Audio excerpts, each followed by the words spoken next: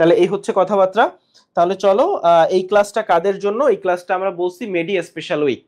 তো মেইনলি হচ্ছে মেডিকেল ভর্তি পরীক্ষার প্রস্তুতি যারা সামনে নিবে, সেটা তুমি 24 হও, 25 হও, 26 হও, সবার জন্য যারা ফিউচারে আসলে মেডিকেল অ্যাডমিশন প্রিপারেশন নিতে চাও, আর সবার জন্য এই ক্লাসটা। তো আমরা আসলে ক্লাসটা মেইনলি হচ্ছে আগে এই যে পর্যায় সারণী এটা ধরে করতে চাই, কারণ তুমি এতটুকু শিওর থাকো এই অধ্যায়টা টোটালি পর্যায় সারণীর উপর। এই পর্যায় সারণীতে যে বস, সেই অধ্যায়ে বস। যার যার এই পর্যায় সারণীতে সমস্যা আছে, সে অধ্যায়ে মারা খাবেই খাবে, তার কোনো মাফ নাই। তাইলে আসো আমরা একটু পর্যায় সারণীতে বস হওয়ার চেষ্টা করি। প্রথম কথা, এই যে পর্যায় সারণীটা তুমি দেখতেছো, এই পর্যায় সারণীটা আবিষ্কার করছে এই ভদ্রলোক, এই দাড়িওয়ালা ভদ্রলোকের নাম হচ্ছে মেন্ডেলিফ। এই দাড়িওয়ালা ভদ্রলোকের নাম হচ্ছে মেন্ডেলিফ, ওনাকে বলা হয় পর্যায় সারণীর জনক। ওনাকে বলা হয় পর্যায় সারণীর জনক। তবে আর একজন ভদ্রলোক আছে, গ্রেগর জোহান মেন্ডেল। তো এই মেন্ডেল ভদ্রলোককে কি বলা হয় সবাই একটু আমাকে কমেন্ট করে বলো। এই যে মেন্ডেল সাহেব, উনাকে কি বলা হয়? তাহলে ইনার নাম কিন্তু মেন্ডেল না, মেন্ডেলিফ। উনি পর্যায় সারণীর জনক, এতটুকু আমি জানলাম। এখন আসো, এখন এই যে পর্যায় সারণীটা, এটা হচ্ছে বর্তমান পর্যায় সারণী। এই বর্তমান পর্যায় সারণীতে আসলে 118টা মৌল আছে, এটাকে আধুনিক পর্যায় সারণী বলা হয়। এটাকে বলা হয় আধুনিক পর্যায় সারণী। কিন্তু মেন্ডেলিফ সাহেব যখন পর্যায় সারণী আবিষ্কার করছিলেন, এই মেন্ডেলিফ সাহেব যখন পর্যায় সারণী আবিষ্কার করছিলেন, তখন কিন্তু ওনার পর্যায় সারণীতে এত মৌল ছিল না। ওনার পর্যায় সারণীতে তখন মৌল ছিল হচ্ছে 63টা। মেন্ডেলিফের পর্যায় সারণী যেটা, এই মেন্ডেলিফ ভদ্রলোকের পর্যায় সারণীতে মৌল ছিল হচ্ছে 63টা। কিন্তু আধুনিক পর্যায় সারণী যেটা, বর্তমান পর্যায় সারণী, 118টা মৌল নিয়ে যে পর্যায় সারণী, এখানে মৌল হচ্ছে 118টা। 2 নাম্বার যেটা, মেন্ডেলিফ পর্যায় সারণীতে 63টা মৌলকে পারমাণবিক ভরের উপর ভিত্তি করে সাজাইছিল। কিসের উপর ভিত্তি করে সাজাইছিল মেন্ডেলিফ সাহেব? পারমাণবিক ভরের উপর ভিত্তি করে সাজাইছিল। আর আধুনিক পর্যায় সারণী যেটা, সেটা হচ্ছে পারমাণবিক সংখ্যা এবং ইলেকট্রন বিন্যাসের উপর সাজানো। আধুনিক পর্যায় সারণী হচ্ছে পারমাণবিক সংখ্যা এবং ইলেকট্রন বিন্যাসের উপর সাজানো, অর্থাৎ দুইটাই কিন্তু আধুনিক পর্যায় সারণীর মূল ভিত্তি। কিন্তু আমাকে বলতে হবে, পরীক্ষায় যদি অপশনে এই দুইটাই থাকে, তুমি কোনটা দাগাবা? সবাই কমেন্ট করে বলো। পরীক্ষায় অপশনে যদি এইটাও থাকে এইটাও থাকে, তাহলে তুমি কোনটা দাগাবা? এটা হচ্ছে তোমার প্রতি আমার কোশ্চেন। এখন চলে আসো, মেন্ডেলিফের যে পর্যায় সারণী, সেখানে গ্রুপ ছিল কয়টা, পর্যায় ছিল কয়টা? আধুনিক পর্যায় সারণীতে তুমি জানো অলরেডি যে পর্যায় হচ্ছে 7টা, গ্রুপ হচ্ছে 18টা। কিন্তু মেন্ডেলিফের পর্যায় সারণীতে ব্যাপারটা কিন্তু উল্টো ছিল, পর্যায় ছিল বেশি, গ্রুপ ছিল কম। মেন্ডেলিফের পর্যায় সারণীতে ব্যাপারটা উল্টা ছিল, পর্যায় ছিল হচ্ছে 12টা আর গ্রুপ ছিল 8টা। পর্যায় ছিল 12টা, গ্রুপ ছিল 8টা। তাহলে এটা হচ্ছে মেন্ডেলিফের পর্যায় সারণী এবং আধুনিক পর্যায় সারণী যেটা, সেটার একটা তুলনামূলক পার্থক্য। এখন একটু চলে আসো, আমরা একটু আবার আমাদের পর্যায় সারণীতে চলে আসি। এই হচ্ছে আমাদের পর্যায় সারণী। এই পর্যায় সারণীর মেন্ডেলিফ সম্পর্কে আমরা জানলাম। এখন আমরা জানবো যে এই টোটাল পর্যায় সারণীর 118টা মৌলকে 4টা ব্লকে ভাগ করছে। কিভাবে ভাগ করছে? 4টা ব্লক। এখন খুব সিম্পল, এই যে কালারটা, একটু, এই যে এখানে মোট মৌল আছে হচ্ছে, এখানে মোট মৌল আছে হচ্ছে 13টা। কয়টা মৌল আছে? 13টা। আসলে ঝামেলা হয়েছে হিলিয়ামকে নিয়ে যত সমস্যা। হিলিয়াম আসলে এখানেও বসতে পারে, আবার এখানেও বসতে পারে। কিছু বৈশিষ্ট্য এই জায়গাগুলোর সাথে মিলে, ফলে হিলিয়ামের এখানে বসা উচিত। আবার কিছু বৈশিষ্ট্য এই গ্রুপের সাথে মিলে, ফলে হিলিয়ামের এখানেও বসা উচিত। কিন্তু দিন শেষে আসলে হিলিয়ামকে আমরা বসাইছি এখানে। কিন্তু আসলে হিলিয়ামকে, এই যে এই ব্লকটাকে এস ব্লক বলতেছি, কিন্তু এস ব্লকের মৌল হিসেবে আমরা হিলিয়ামকে কাউন্ট করতেছি। ব্যাপারটা ইন্টারেস্টিং। আমরা এস ব্লকের মৌল বলতেছি হিলিয়ামকে, কিন্তু হিলিয়ামের জায়গা হচ্ছে এইখানে। এখন তুমি বলতে পারো যে ভাইয়া এস ব্লক, এটাকে আমরা কেন এস ব্লক বলতেছি? তোমরা ইলেকট্রন বিন্যাস করছো, ইলেকট্রন বিন্যাস করার পরে শেষ ইলেকট্রনটা যে অরবিটালে প্রবেশ করে, তোমার অরবিটাল আছে এস, পি, ডি আর এফ, 4টা অরবিটাল আছে। এখন শেষ ইলেকট্রনটা যদি এস অরবিটালে প্রবেশ করে, সেই মৌলটা হচ্ছে এস ব্লকের মৌল। শেষ ইলেকট্রনটা যদি পি অরবিটালে প্রবেশ করে, সেই মৌলটা হচ্ছে পি ব্লকের মৌল। যদি ডি অরবিটালে প্রবেশ করে বা এফ অরবিটালে প্রবেশ করে, তাহলে তারা সেই ব্লকের মৌল। তাহলে এই যে 14টা মৌল হিলিয়াম সহ, এই 14টা মৌলের শেষ ইলেকট্রনটা এস অরবিটালে প্রবেশ করতেছে, তাই এই 14টা মৌলকে আমরা এস ব্লকের মৌল বলতেছি। এই 14টা মৌলকে আমরা কি বলতেছি? এবং এই যে গ্রুপটা, এটাকে 1 নাম্বার গ্রুপ বলে, আর এই গ্রুপটাকে বলা হয় 2 নাম্বার গ্রুপ। তাহলে অলরেডি আমরা জেনে গেলাম যে 1 নাম্বার গ্রুপ এবং 2 নাম্বার গ্রুপের মোট 14টা মৌল, এই 14টা মৌলকে এস ব্লকের মৌল বলা হয়। এই 14টা মৌলকে বলা হয় এস ব্লকের মৌল। এখন এইটা আমাদের কাছে ক্লিয়ার। এখন আসো আমরা পি ব্লকে চলে আসি। তো যেহেতু হিলিয়ামকে আমরা এস ব্লকে ঢুকাই দিছি, হিলিয়ামকে বাদ দাও, মৌল কয়টা থাকে? এই টোটালটা হচ্ছে আমার পি ব্লক, এই টোটালটা। তো এখানে এই যে পি ব্লক, এই যে ছোট করে লেখা আছে পি ব্লক। তো এখানে দেখো ছোটকালে অঙ্ক করতাম না, 1 2 3 4 5 6, আবার 1 2 3 4 5 6, তাহলে ছশক 36টা। তাহলে পি ব্লকের মৌল হচ্ছে ছশক 36টা। আর গ্রুপগুলা খেয়াল করো, group 13, group 14, group 15, group 16, group 17, group 18। তাহলে 13 14 15 16 17 18। আবারও বলি 13 14। আচ্ছা, আজকে আমরা যে ক্লাসটা করাচ্ছি এই ক্লাসটার কিন্তু এক্সাম হবে, এই ক্লাসটার হচ্ছে এক্সামও হবে, এতটুকু বলে রাখলাম। এখন আসো আমাদের 13 থেকে 18 নাম্বার গ্রুপের মোট 36টা মৌল হচ্ছে পি ব্লকের মৌল। কেন এরা পি ব্লকের মৌল? এদের সবার ইলেকট্রন বিন্যাস করে দেওয়া আছে। দেখো প্রত্যেকের ইলেকট্রন বিন্যাসে একটা জিনিস কমন, শেষ ইলেকট্রনটা পি অরবিটালে ঢুকছে। প্রত্যেক ইলেকট্রন বিন্যাসে যে জিনিসটা কমন সেটা হচ্ছে শেষ ইলেকট্রনটা পি অরবিটালে ঢুকছে। তাহলে আমরা এস ব্লক পি ব্লকটা ক্লিয়ার করলাম। এখন আসো এই যে ব্লকটা, এই ব্লকটাকে বলতেছে ডি ব্লক। এই ব্লকটাকে বলতেছে ডি ব্লক, কারণ এখানে যত মৌল আছে এই মৌলগুলা হচ্ছে তোমার শেষ ইলেকট্রনটা ডি অরবিটালে প্রবেশ করছে। এখন কোশ্চেন হচ্ছে এখানে কয়টা মৌল আছে, চলো আমরা একটু দেখি। প্রথমত এই দুইটাকে একটু বাদ দিই হিসাব থেকে। হ্যাঁ, তাহলে 1 2 3 4, আবার 1 2 3 4 5 6 7 8 9, তাহলে এখানে 9টা, এখানে 4টা, তাহলে 4 9 36টা। আবার এখানে আরো দুইটা পাচ্ছ, স্ক্যান্ডানিয়াম আর ইট্রিয়াম, তাহলে 38টা। 38টা। এখন খেয়াল করো, এই যে এখানে ল্যান্থানাম আর এই নিচের অ্যাক্টিনিয়াম আর থোরিয়াম, তাহলে ল্যান্থানাম আর অ্যাক্টিনিয়াম থোরিয়াম। এখন বলতে পারো যে ভাইয়া এই ল্যান্থানাম অ্যাক্টিনিয়াম থোরিয়াম এই ব্লকে কেমন ঢুকলো? আসলে ঘটনা হচ্ছে, একটু মনোযোগ দাও, খেয়াল করো, এখানে লেখা আছে ল্যান্থানাইট সিরিজ, এখানে লেখা আছে অ্যাক্টিনাইট সিরিজ। কি লেখা আছে এখানে খেয়াল করো, এখানে লেখা আছে হচ্ছে ল্যান্থানাইট সিরিজ, এই ঘরটায় লেখা আছে অ্যাক্টিনাইট সিরিজ। মানে এদের যে বৈশিষ্ট্য বা ধর্ম সেই হিসেবে এদের জায়গা এইটা, আবার এদের যে বৈশিষ্ট্য বা ধর্ম সেই হিসেবে এদের জায়গা এইটা। কিন্তু সমস্যা হচ্ছে জায়গা একটা, আর এই ল্যান্থানাইট সিরিজে মৌল হচ্ছে 15টা, আবার এখানে জায়গা একটা, অ্যাক্টিনাইট সিরিজে মৌল হচ্ছে 15টা। তাহলে জিনিসটা বুঝছো, জায়গা একটা মৌল 15টা, জায়গা একটা মৌল 15টা, এই জন্য এই 15টা নিচে লিখছে, এই 15টাও নিচে লিখছে। ঘটনা বুঝছো? কিন্তু এদের অবস্থান কিন্তু এখানে, এবং এই অবস্থান অনুযায়ী এদের গ্রুপ পর্যায় এগুলা নির্ণীত হয়। যেমন এই যে অবস্থান, খেয়াল করো, এটা 6 নাম্বার পর্যায়ে না? এটা কি 6 নাম্বার পর্যায়ে? তাহলে ল্যান্থানাইটের সবাই 6 নাম্বার পর্যায়ের মৌল। আবার এটা তো 7 নাম্বার পর্যায়ে, দেখো এই যে 7 নাম্বার পর্যায়ের। তাহলে অ্যাক্টিনাইটের সবাই 7 নাম্বার পর্যায়ের মৌল। আবার দেখো এটা হচ্ছে 3 নাম্বার গ্রুপ। তাহলে ল্যান্থানাইট অ্যাক্টিনাইটের সবাই কিন্তু 3 নাম্বার গ্রুপের মৌল। তাইলে ল্যান্থানাইট অ্যাক্টিনাইটের সবাই 3 নাম্বার গ্রুপের মৌল। তো এই জায়গায় আসবো আমরা, সমস্যা নাই। আপাতত একটু খেয়াল করো, ল্যান্থানাইডের সিরিজের শুধুমাত্র ল্যান্থানাম এবং অ্যাক্টিনাইডের সিরিজের প্রথম দুইটা, অ্যাক্টিনাইড আর থোরিয়াম, এই তিনটা মৌল হচ্ছে তোমার ডি ব্লকের মধ্যে পড়ছে। এদের ইলেকট্রন বিন্যাস দেখো, এই তিনটা মৌলের ইলেকট্রন বিন্যাসে শেষ ইলেকট্রনটা ডি অরবিটালে গেছে। ফলে এখানে আমরা 36টা পাইছি, এই দুইটা পাইছি, আর এখানে একটা, এখানে দুইটা, মোট 41টা মৌল পাচ্ছি। তাহলে ডি অরবিটালে বা সরি ডি ব্লকে মোট মৌল পাচ্ছি কয়টা? ডি ব্লকে মোট মৌল পাচ্ছি হচ্ছে 41টা। আবারও বলি, ডি ব্লকে মোট মৌল পাচ্ছি আমরা 41টা।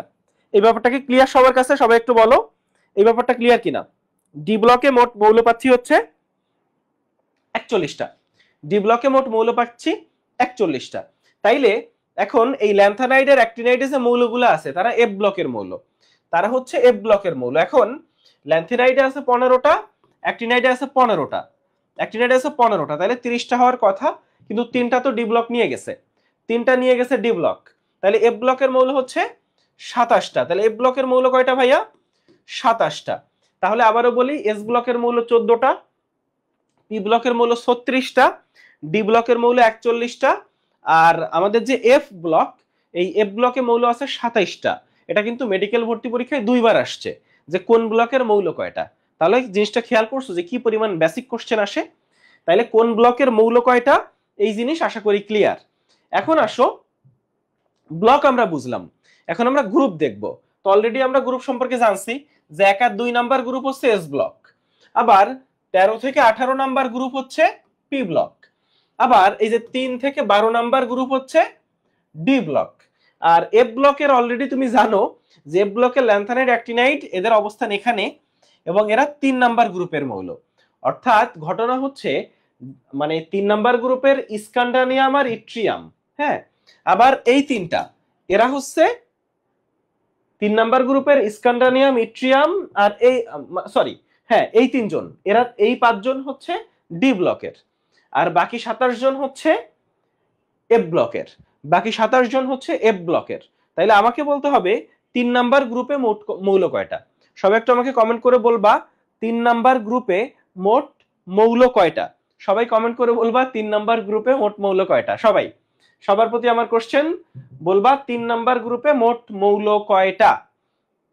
আচ্ছা, তাইলে মৌলের হিসাব আসলাম, গ্রুপ দেখলাম, গ্রুপ 18টা।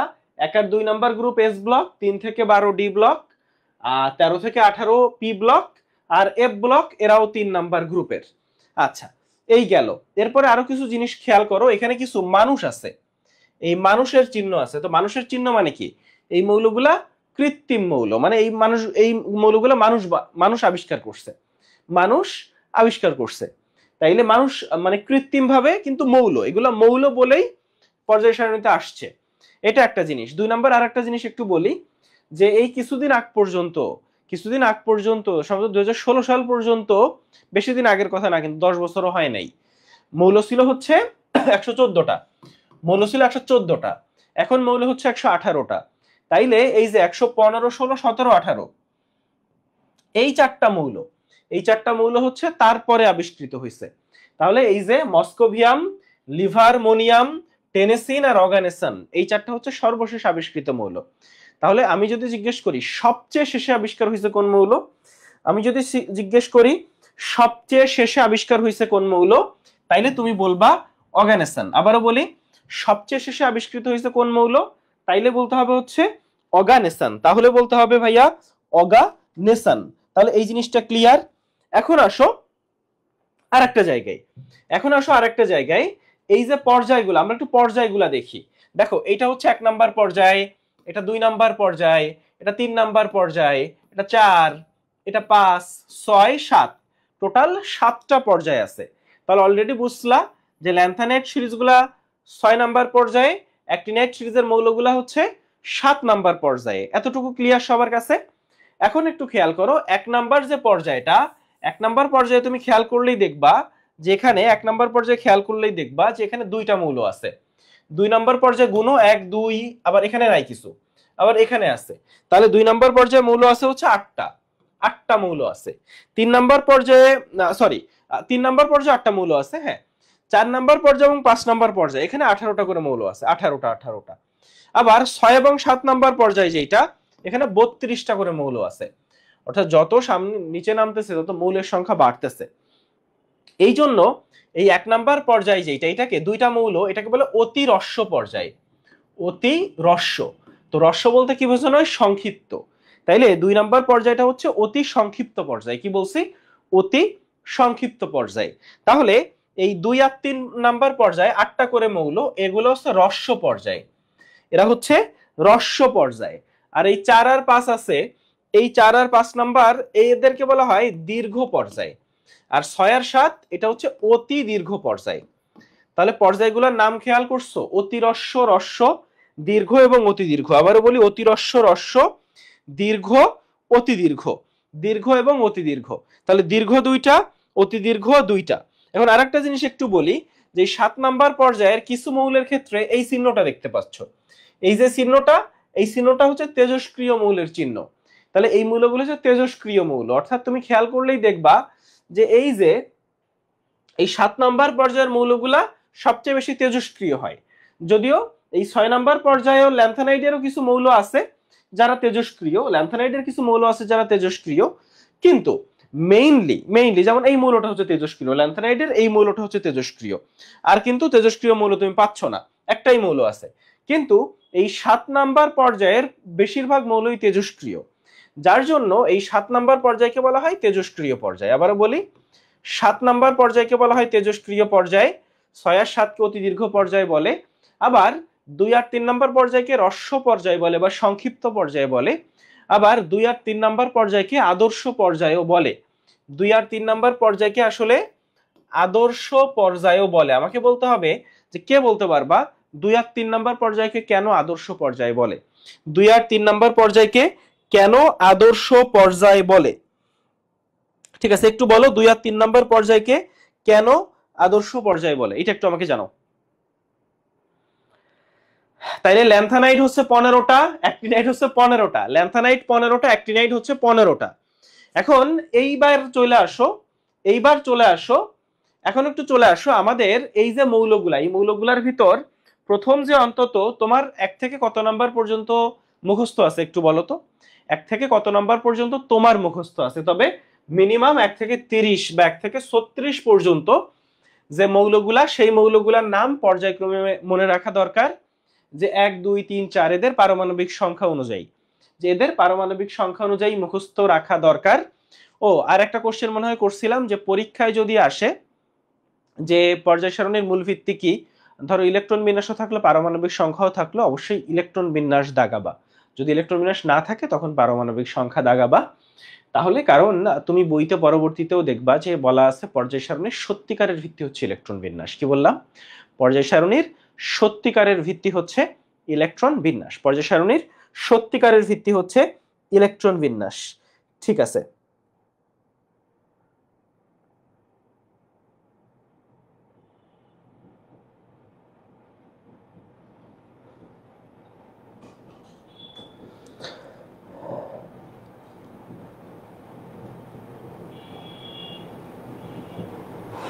আচ্ছা ঠিক আছে, এইটা মনে রাখবা।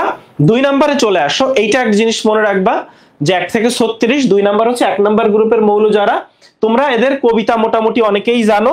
আর যারা জানো না, একটু কবিতা যদি আমি বলি, হাই এইচ দিয়ে হচ্ছে হাই, লি না কে, রুবি শেষে ফেলেছে। হাই লিনাকে রুবি শেষে ফেলেছে, বুঝছো? মানে ব্যাপারটা এরকম, লিনা নামের একটা মেয়ে আছে আর রুবি নামের একটা মেয়ে আছে। তো মোটামুটি শেষে ফেলেছে মানে হইতে পারে যে চুল চাইছে দিছে, মানে যে কোনো কারণেই হোক, মেয়েদের ভিতর চুলোচুলি হয়, তো যেন চুলোচুলি না করতে পারে সেজন্য চুল চাইছে দিতে পারে। তো যাই হোক, শেষে ফেলেছে। হাই দিয়ে হাইড্রোজেন, লি না কে রুবি শেষে ফেলেছে। তো এর মধ্যে সর্বশেষ মৌলটা হচ্ছে তেজস্ক্রিয় মৌল, একটু খেয়াল রাখো। হ্যাঁ, তাহলে হাই লিনাকে রুবি শেষে ফেলেছে। Hydrogen helium sodium, sorry hydrogen lithium sodium potassium rubidium caesium francium. আচ্ছা গেল। এরপরে এখানে লাইন আছে বিরিয়ানি মোগলাই কাবাব সরিয়ে বাটিতে রাখো। এখানে এভাবে মনে রাখা যায়, বিরিয়ানি মোগলাই কাবাব সরিয়ে বাটিতে রাখো। কি বললাম? বিরিয়ানি মোগলাই কাবাব সরিয়ে বাটিতে রাখো। Beryllium magnesium calcium strontium barium radium. তাহলে এই চিহ্নগুলো একটু খেয়াল রাখো যে বিই মানে বেরিলিয়াম আর বিএ মানে বেরিয়াম। তাহলে এইগুলা যেন প্যাস না লাগে, মানে পরীক্ষায় প্রায় প্যাস লেগে যায় যে একটা মৌল দেখলেই যে কত নম্বর গ্রুপের মৌল উল্টায় ফেলি, তাই না? মানে খালি কবিতা মুখস্থ রাখলে হবে না, কোন কবিতায় কোন মৌল এটাও যেন মাথায় থাকে। এখন আসো, এই 3 4 5 6 গ্রুপের মৌলগুলোর নাম আসলে এভাবে মনে রাখার দরকার নাই। তবে হ্যাঁ, তোমার কিছু জিনিস মনে রাখা দরকার। এই যে ধরো এখানে কপার আছে, সিলভার আছে, গোল্ড আছে। কপার আছে, সিলভার আছে, গোল্ড আছে, এই তিনটাকে কি বলে জানো? বলো তো, কপার সিলভার গোল্ড এই তিনটাকে কি বলে? আচ্ছা তার আগে একটু বলি, 1 নাম্বার যে গ্রুপটা, এদের মৌলগুলাকে ক্ষার ধাতু বলে। এদের মৌলগুলাকে বলে ক্ষার ধাতু। মনে রাখা যায় হাই লিনাকে রবি শেষে ফেলেছে। 2 নাম্বার গ্রুপের যে মৌলগুলা, এদেরকে বলা হয় মৃৎ ক্ষার ধাতু। এদেরকে কি বলে ভাইয়া? মৃৎ ক্ষার ধাতু।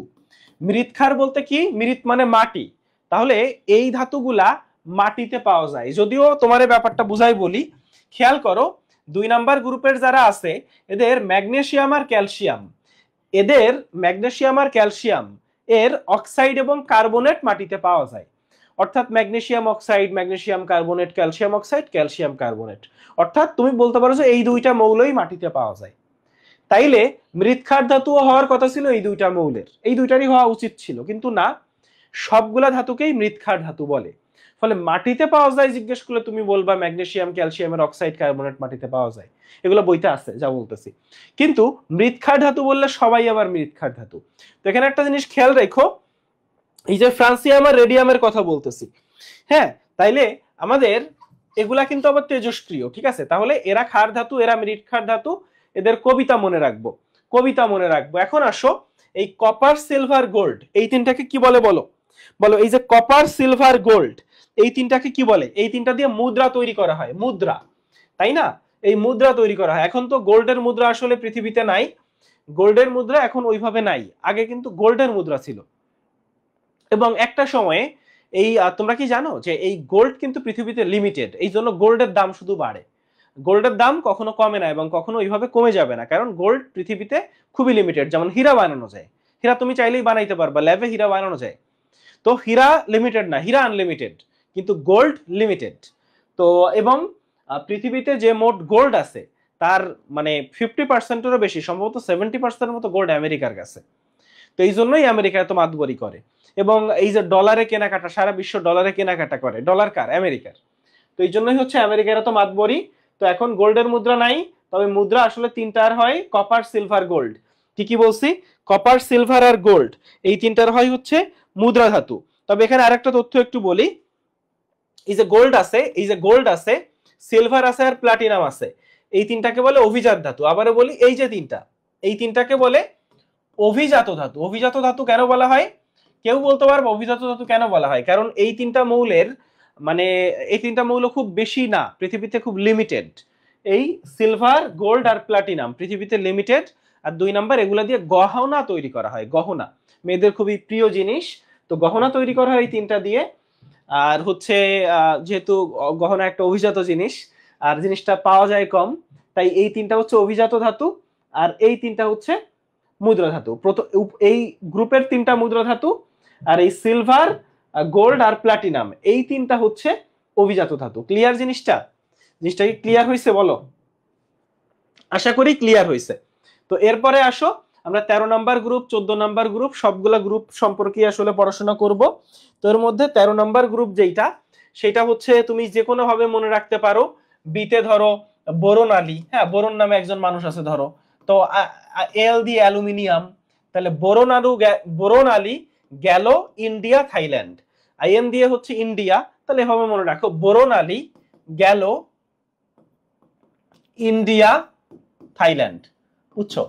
তাহলে বোরন আলী গেল ইন্ডিয়া থাইল্যান্ড, তাহলে boron aluminium, gallium indium titanium, gallium indium titanium. এখন এই যে নিহোনিয়াম, এই তেজস্ক্রিয়গুলো অত ইম্পর্টেন্ট না, ফলে এগুলো মনে না রাখলেও সমস্যা নাই। তুমি আসলে প্রথম কয়েকটা কিন্তু মনে রাখো, মানে এই দুইটা গ্রুপের ফ্রান্সিয়াম রেডিয়াম মনে রাখো, কিন্তু এখানের যে লাস্ট মৌল এগুলা মনে না রাখলেও তেমন সমস্যা নাই। আচ্ছা, তাহলে আমরা এই যে মৌলগুলা শিখলাম, যে বোরন আলী গেল ইন্ডিয়া থাইল্যান্ড, বোরন আলী গেল হচ্ছে ইন্ডিয়া থাইল্যান্ড। তারপর আসো group 14 number, carbon silicon germanium tin lead, carbon silicon germanium tin lead. তাহলে 14 নাম্বারে কি মনে রাখবা? সেটা তুমি যে কোনো কিছু দিয়ে মনে রাখতে পারো। যেমন আমি মনে রাখতাম এরকম, যে কুয়েত সিটিতে গেলে স্নেহ পাবে, কুয়েত সিটিতে গেলে স্নেহ পাবে। হ্যাঁ, তো ব্যাপারটা এমন যে হইতে পারে না, যে ধরো তোমার কোনো আত্মীয় আছে কুয়েতে, তো ধরো তোমার এখন হতে পারে যে মানে স্নেহের খুব অভাব, ভালোবাসার খুব অভাব। হ্যাঁ, তুমি তোমার অন্যদের সবার যেমন একজন কি বলা যায় টোনাটুনি আছে, একজন জানুমনু টুনু আছে, তোমার নাই। তো হইতে পারে যে তোমার জানুমনু টুনু কুয়েত সিটিতে আছে, তো তুমি হয় চিন্তা করলে যে কুয়েত সিটিতে গেলে আমি স্নেহ পাবো। তো কুয়েত দিয়ে কার্বন, সিটি দিয়ে সিলিকন, গেলে দিয়ে জার্মেনিয়াম, এটা কিন্তু জার্মেনিয়াম, বুঝছো? কুয়েতের সাথে এটা কিন্তু জার্মানি, জার্মেনিয়াম। আর স্নেহ দিয়ে টিন। আর দেখো এই জিনিসটা খেয়াল রাখো, এসএন মানে কিন্তু টিন, টিন মানে যে টিন চিনো তুমি ওই টিন। হ্যাঁ, এসএন মানে টিন আর পিবি মানে লেড, এইটা পারবা, কিন্তু ঝামেলা লাগে কি যে যে জিনিসগুলা হচ্ছে তোমার একটু মানে এসবি লেখা কিন্তু টিন। যেমন এই যে গোল্ড, গোল্ডকে কিন্তু আরেকটা নামে ডাকা হয় অরাম। গোল্ডকে কি নামে ডাকে? অরাম। তাহলে এইটা হচ্ছে কুয়েত সিটিতে গেলে স্নেহ পাবে। তাহলে কি বললাম ভাইয়া? এটা হচ্ছে কুয়েত সিটিতে গেলে স্নেহ পাবে। এরপরে আসো 15 নাম্বার গ্রুপ। 15 নাম্বার গ্রুপের যে কবিতা সেটা হচ্ছে ধরো এন দিয়ে নাচতে, নাচতে, পিতে পারলে, নাচতে পারলে, এস দিয়ে এসো, এসবি দিয়ে শুভ, শুভর বিয়েতে। হইতে পারে যে তোমাদের একজন বন্ধু আছে শুভ, তো তোমরা বন্ধুরা মিলে চিন্তা করলা যে একটু নাচবা সবাই মিলে, হ্যাঁ বন্ধু বান্ধব, একটু বন্ধুর বিয়ে হয়ে যাচ্ছে, একটু নাচানাচি করব। তো এক বন্ধু আসতে চাচ্ছে একটু সাইজে মোটামুটি একটু গাট্টা গোট্টা, তো তোমরা বন্ধুকে বললা যে তোর কিন্তু নাচতে হবে, নাচতে পারলে আসিস, নাহলে আসার দরকার নেই। হ্যাঁ, তাহলে নাচতে পারলে এসো শুভর বিয়েতে। এন দিয়ে নাইট্রোজেন, পিতে হচ্ছে ফসফরাস, এসো দিয়ে আর্সেনিক। দেখো এখানেও এই যে শুভ বলতেছি, এসবি, এসবি মানে কিন্তু অ্যান্টিমনি। দেখছো, এসএন মানে টিন, এসবি মানে অ্যান্টিমনি। আর বিয়েতে হচ্ছে বিসমাথ, বিয়েতে হচ্ছে বিসমাথ। বিয়েতে কি বলছি ভাইয়া? বিসমাথ। ক্লিয়ার জিনিসটা? এখন আসো এই যে গ্রুপ 15 এর মৌল, গ্রুপ 15 এর মৌল এদেরকে কি বলে জানো? গ্রুপ 15 এর মৌলগুলোকে বলা হয় নিকটোজেন। গ্রুপ 15 এর মৌলগুলোকে বলা হয় নিকটোজেন। নিকটোজেন মানে কি? শ্বাসরোধকারী, শ্বাসরোধকারী। কিন্তু এখানেও আগের মতো কাহিনী যে এদের সবাই কিন্তু শ্বাসরোধ করে না। এদের কে শ্বাসরোধ করে সেটা একটু আমাকে বলবা। এই যে মৌলগুলা, এদের মধ্যে কে শ্বাসরোধকারী? এই যে নাইট্রোজেন, ও হচ্ছে শ্বাসরোধকারী। যদি জিজ্ঞেস করে শ্বাসরোধকারী কে, তুমি বলবা নাইট্রোজেন। কিন্তু যদি জিজ্ঞেস করে নিকটোজেন কারা, তাইলে এখানে সবগুলাই নিকটোজেন, এইটা বাদ যাবে, লাস্টেরটা বাদ যাবে। তাইলে বাকিগুলা হচ্ছে নিকটোজেন। তাহলে বাকিগুলা হচ্ছে নিকটোজেন। তাহলে গ্রুপ 15 এর মৌলগুলোকে বলা হয় নিকটোজেন। আর গ্রুপ 16 এর যে মৌল, এদেরকে বলা হয় চ্যালকোজেন বা আকরিক উৎপন্নকারী। তাহলে নিকটোজেন মানে শ্বাসরোধকারী। গ্রুপ 16 এর মৌলগুলোকে বলা হয় চ্যালকোজেন। চ্যালকোজেন মানে আকরিক উৎপন্নকারী। গ্রুপ 16 এর মৌলগুলোকে এভাবে মনে রাখা যায়, 16 এর মৌলগুলোকে এভাবে মনে রাখা যায়, ও সার সেলেটি পচা, ও সার সেলেটি পচা। ও দিয়ে অক্সিজেন, সার দিয়ে সালফার, সেলে দিয়ে সেলেনিয়াম, টি দিয়ে হচ্ছে টেলুরিয়াম, আর পচা দিয়ে হচ্ছে পোলোনিয়াম। পচা দিয়ে কি বলছি ভাইয়া? পোলোনিয়াম। পচা দিয়ে হচ্ছে পোলোনিয়াম। তাহলে আমাদের ও সার সেলেটি পচা, তাই না? এভাবে অনেকে বলে না যে ধরো যখন পিচ্চি ছিলা, ছোট ছিলা, স্যারদের কাছে নালিশ করতা, তো ধরো একটা ছেলে তোমাকে কিছু একটা বলছে, তুমি স্যারকে নালিশ করে দিলা, ও স্যার ছেলেটি পচা। তাহলে হচ্ছে গ্রুপ 16। গ্রুপ 16 এর মৌলগুলোকে বলা হচ্ছে চ্যালকোজেন। গ্রুপ 16 এর মৌলগুলোকে বলা হচ্ছে চ্যালকোজেন। একটা ব্যাপার আর একটু বলি, যে এই যে গ্রুপ 2, এদেরকে বলা হয় মৃৎ ক্ষার ধাতু, তাই তো? কি বলে? মৃৎ ক্ষার ধাতু। আর আমরা যদি আমাদের ল্যান্থানাইট সিরিজ বলি, এদেরকে বলা হয় বিরল মৃত্তিকা। ল্যান্থানাইট সিরিজকে বলা হয় বিরল মৃত্তিকা। তাহলে একটু খেয়াল করবা, ল্যান্থানাইট সিরিজের মৌলগুলোকে বলা হয় বিরল মৃত্তিকা। আর গ্রুপ 2 হচ্ছে মৃৎ ক্ষার ধাতু। এই দুটোর জন্য প্যাচ না লাগে। গ্রুপ 2 মৃৎ ক্ষার, আর ল্যান্থানাইট সিরিজ বিরল মৃত্তিকা। আর গ্রুপ 15 হচ্ছে গ্রুপ 15 হচ্ছে নিকটোজেন, গ্রুপ 16 হচ্ছে চ্যালকোজেন, গ্রুপ 16 হচ্ছে চ্যালকোজেন, আর গ্রুপ 17 হচ্ছে হ্যালোজেন। হ্যালোজেন আশা করি এইটা তুমি পারবা, ফ্লোরিন, ক্লোরিন, ব্রোমিন, আয়োডিন, এই চারটা মনে রাখলেই হয়। গ্রুপ 17 হচ্ছে হ্যালোজেন। গ্রুপ 17 হচ্ছে হ্যালোজেন। হ্যালোজেন শব্দের অর্থ কি? সবাই আমাকে কমেন্ট করে বলবা হ্যালোজেন শব্দের অর্থ কি।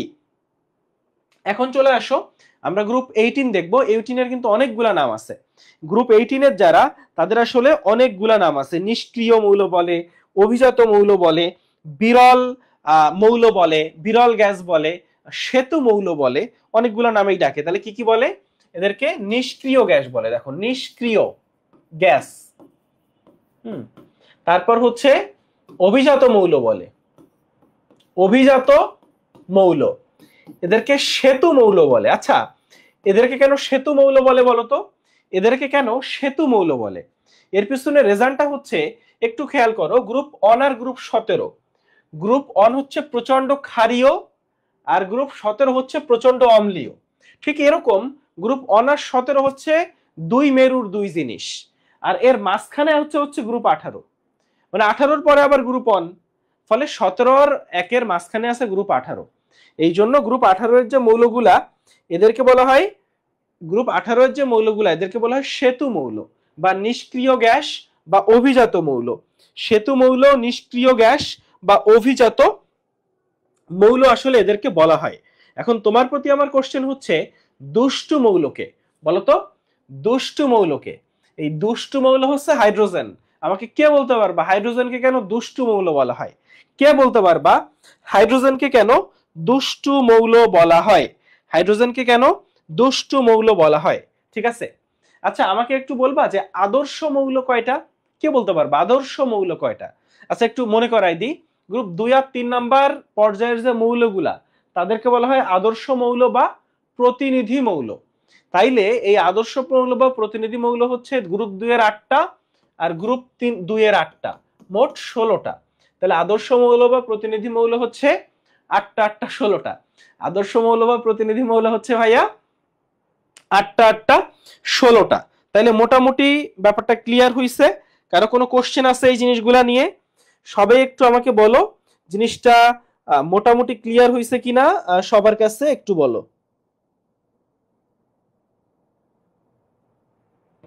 সবাই একটু বলো কারো কোনো কোশ্চেন আছে কিনা, সবাই বলো কারো কোনো কোশ্চেন আছে কিনা।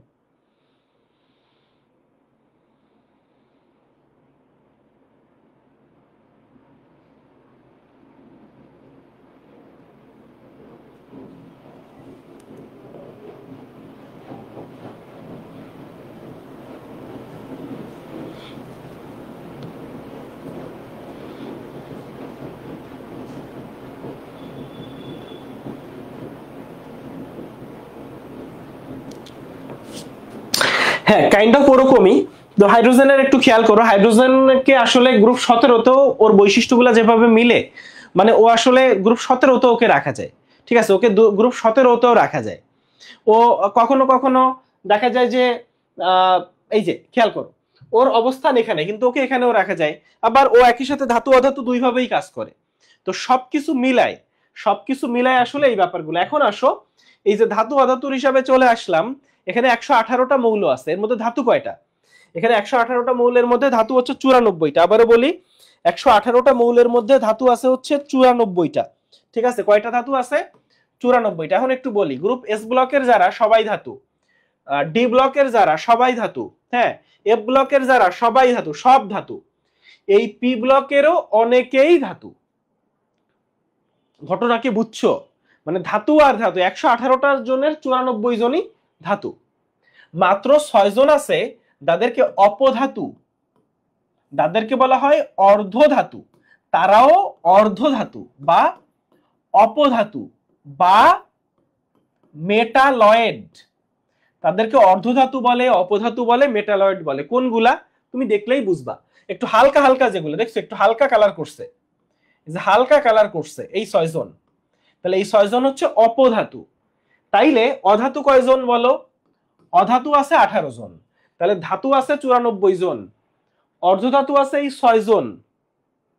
দেখো এখানে এইটা 6 জনের নাম মনে রাখা যায় এভাবে: জি বিচে সাবধানে আসতেছি। জি বিচে সাবধানে আসতেছি, হয় না যে বিচে কিন্তু চোরাবালি থাকে। ধরো কক্সবাজার গেছো, তো কক্সবাজারে বিচে চোরাবালি থাকার একটা ঝুঁকি আছে। কক্সবাজারে চোরাবালি থাকার সম্ভাবনা কম, তো কিছু কিছু বিচে চোরাবালি থাকতে পারে। তো তোমাকে বললো যে এই বিচে সাবধানে আসো, ধরো তোমার আব্বু বললো, তুমি বললে জি বিচে সাবধানে আসতেছি।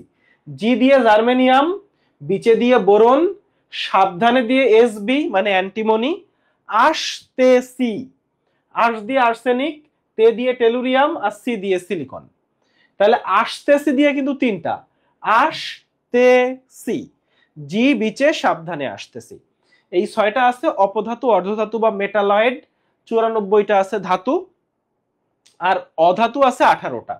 অধাতুর মধ্যে আবার কিছু জিনিস আছে, কিছু কঠিন, কিছু গ্যাস, কিছু তরল। অধাতু কোনগুলা জানো বলো তো? অধাতু কোনগুলা? এই যেগুলা না, এগুলো হচ্ছে অধাতু। এই যে এখানে যেগুলা দেখতেছো, এই যে এই যেগুলা দেখতেছো, এগুলাই হচ্ছে অধাতু, বুঝছো?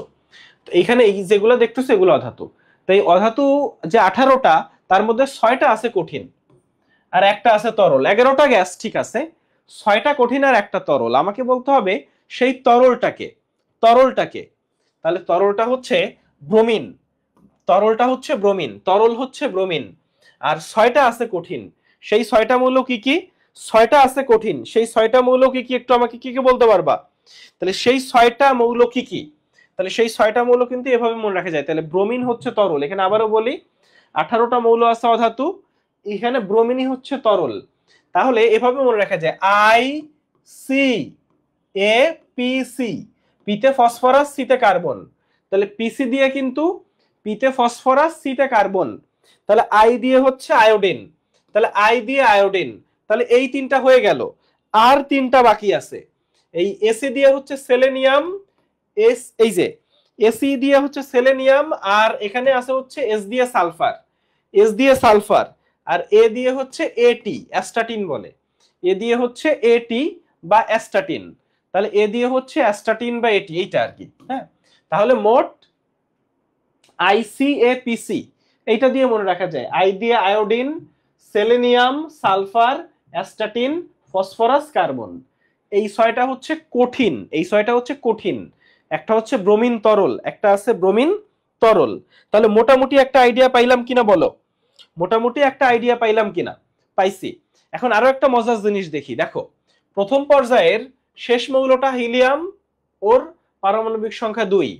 দ্বিতীয় পর্যায়ের শেষ মৌলটা নিয়ন, পারমাণবিক সংখ্যা 10।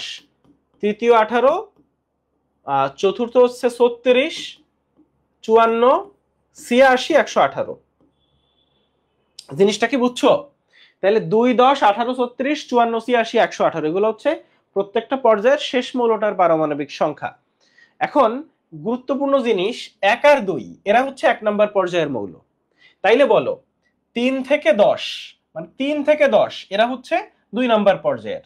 11 থেকে 18 3 নম্বর পর্যায়ের। এরপরে হচ্ছে 19 থেকে 36 4 নম্বর পর্যায়ের। 37 থেকে 54 5 নম্বর পর্যায়ের।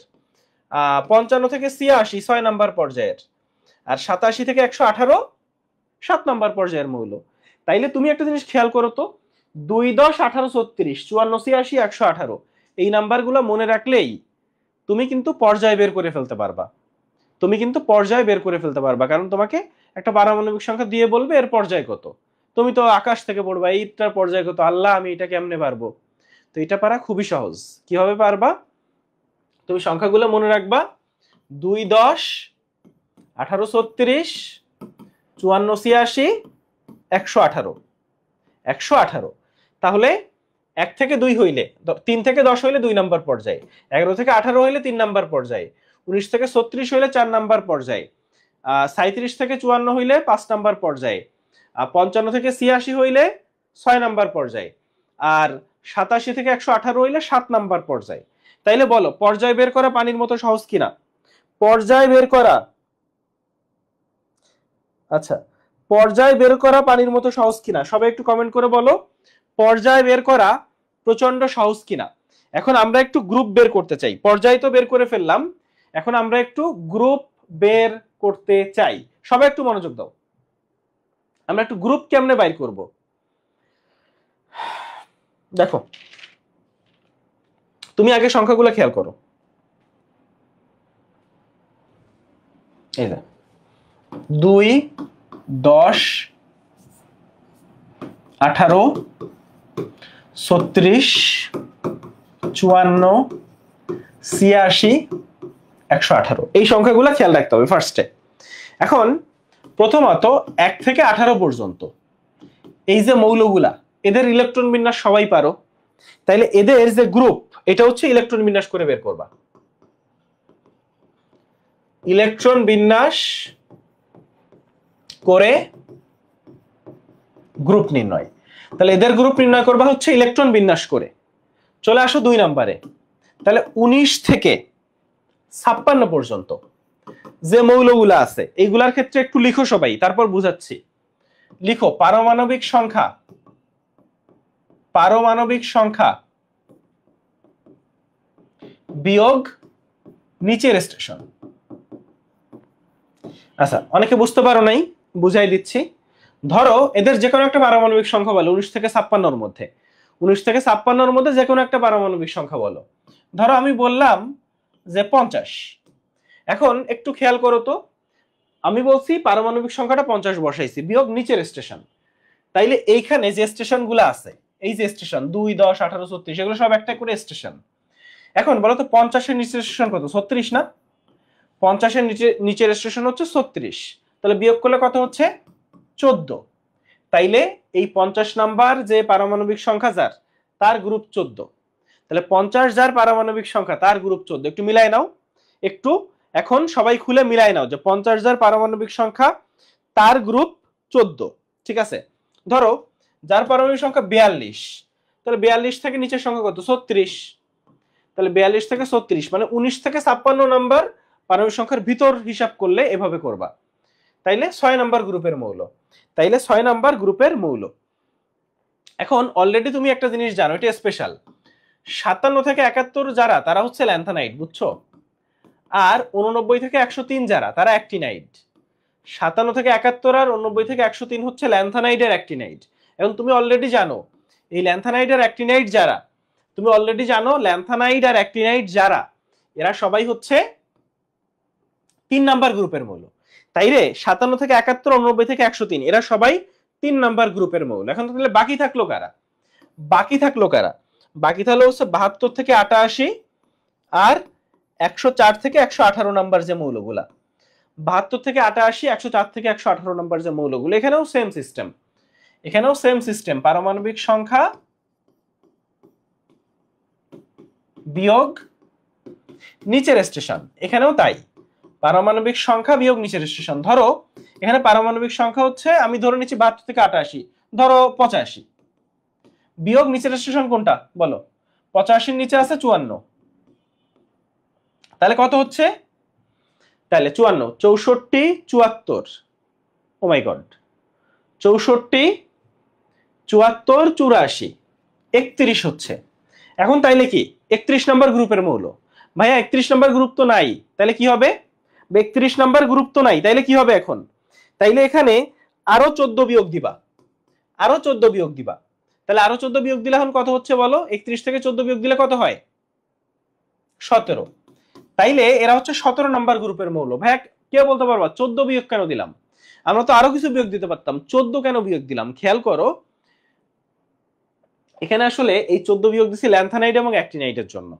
মানে খেয়াল করলেই দেখবা যে আমাদের পর্যায় সারণীতে, এই যে দেখো, এই যে খেয়াল করো, এই ছবিটা খেয়াল করো, দেখছো? এই যে দেখো, এখানে মানে একটা ঘর, মানে এখানে তো মৌল আছে 15টা, এখানে মৌল আছে 15টা, কিন্তু ঘর তো একটা খেয়ে গেছে, এই জন্য আমরা 14 বিয়োগ দিছি। আবার এখানেও ওই জন্য হচ্ছে আমাদের এইটার জন্য আরো 14 বেড়ে যায়, বুঝছো? মানে দেখো 88-র পরে 104-এ জাম্প করছে, 88-র পরে 104-এ জাম্প করছে। তুমি জিনিসটা বুঝছো কেন? কারণ এখানে 14টা ঘর নাই, 14 জন নাই, 14 জন এইখানে, মানে একজন আছে আর 14 জন নাই, ওই জন্য 14 বিয়োগ করতে হয়, ওই জন্য হচ্ছে 14 বিয়োগ করতে হয়। আচ্ছা ঠিক আছে, এখন আসো আমরা একটু পড়াশোনা করি। তাহলে গ্রুপ নির্ণয়টা ক্লিয়ার সবার কাছে? ধরো তুমি বললা যে ভাই 118 নাম্বার মৌল বাইর করে দেন। এখন তুমি ধরো এখানে তো 118 আছে, 118 তো আর নিচের স্টেশন না, 118 থেকে ছোট কোনটা? 86। তাহলে 118 থেকে 86 বাদ দাও, 18 আর 14 হয় হচ্ছে 18 + 28, 7 × 32, অন্তত আরো 14 বিয়োগ দাও। তাইলে 118 নম্বর মৌল হচ্ছে 18 নম্বর গ্রুপের। 118 নম্বর মৌল যে, সে হচ্ছে 18 নম্বর গ্রুপের। এখন আমাকে সবাই কমেন্ট করে বলবা, এখন সবাই কমেন্ট করে বলবা যে এই যে গ্রুপ নির্ণয়ের যে ব্যাপারটা, এটা সবাই বুঝতে পারছো কিনা? গ্রুপ নির্ণয়ের যে হিসাব কিতাব, এইটা সবাই বুঝতে পারছো কিনা? সবাই গ্রুপ নির্ণয়ের হিসাব কিতাব বুঝছি কিনা বলো?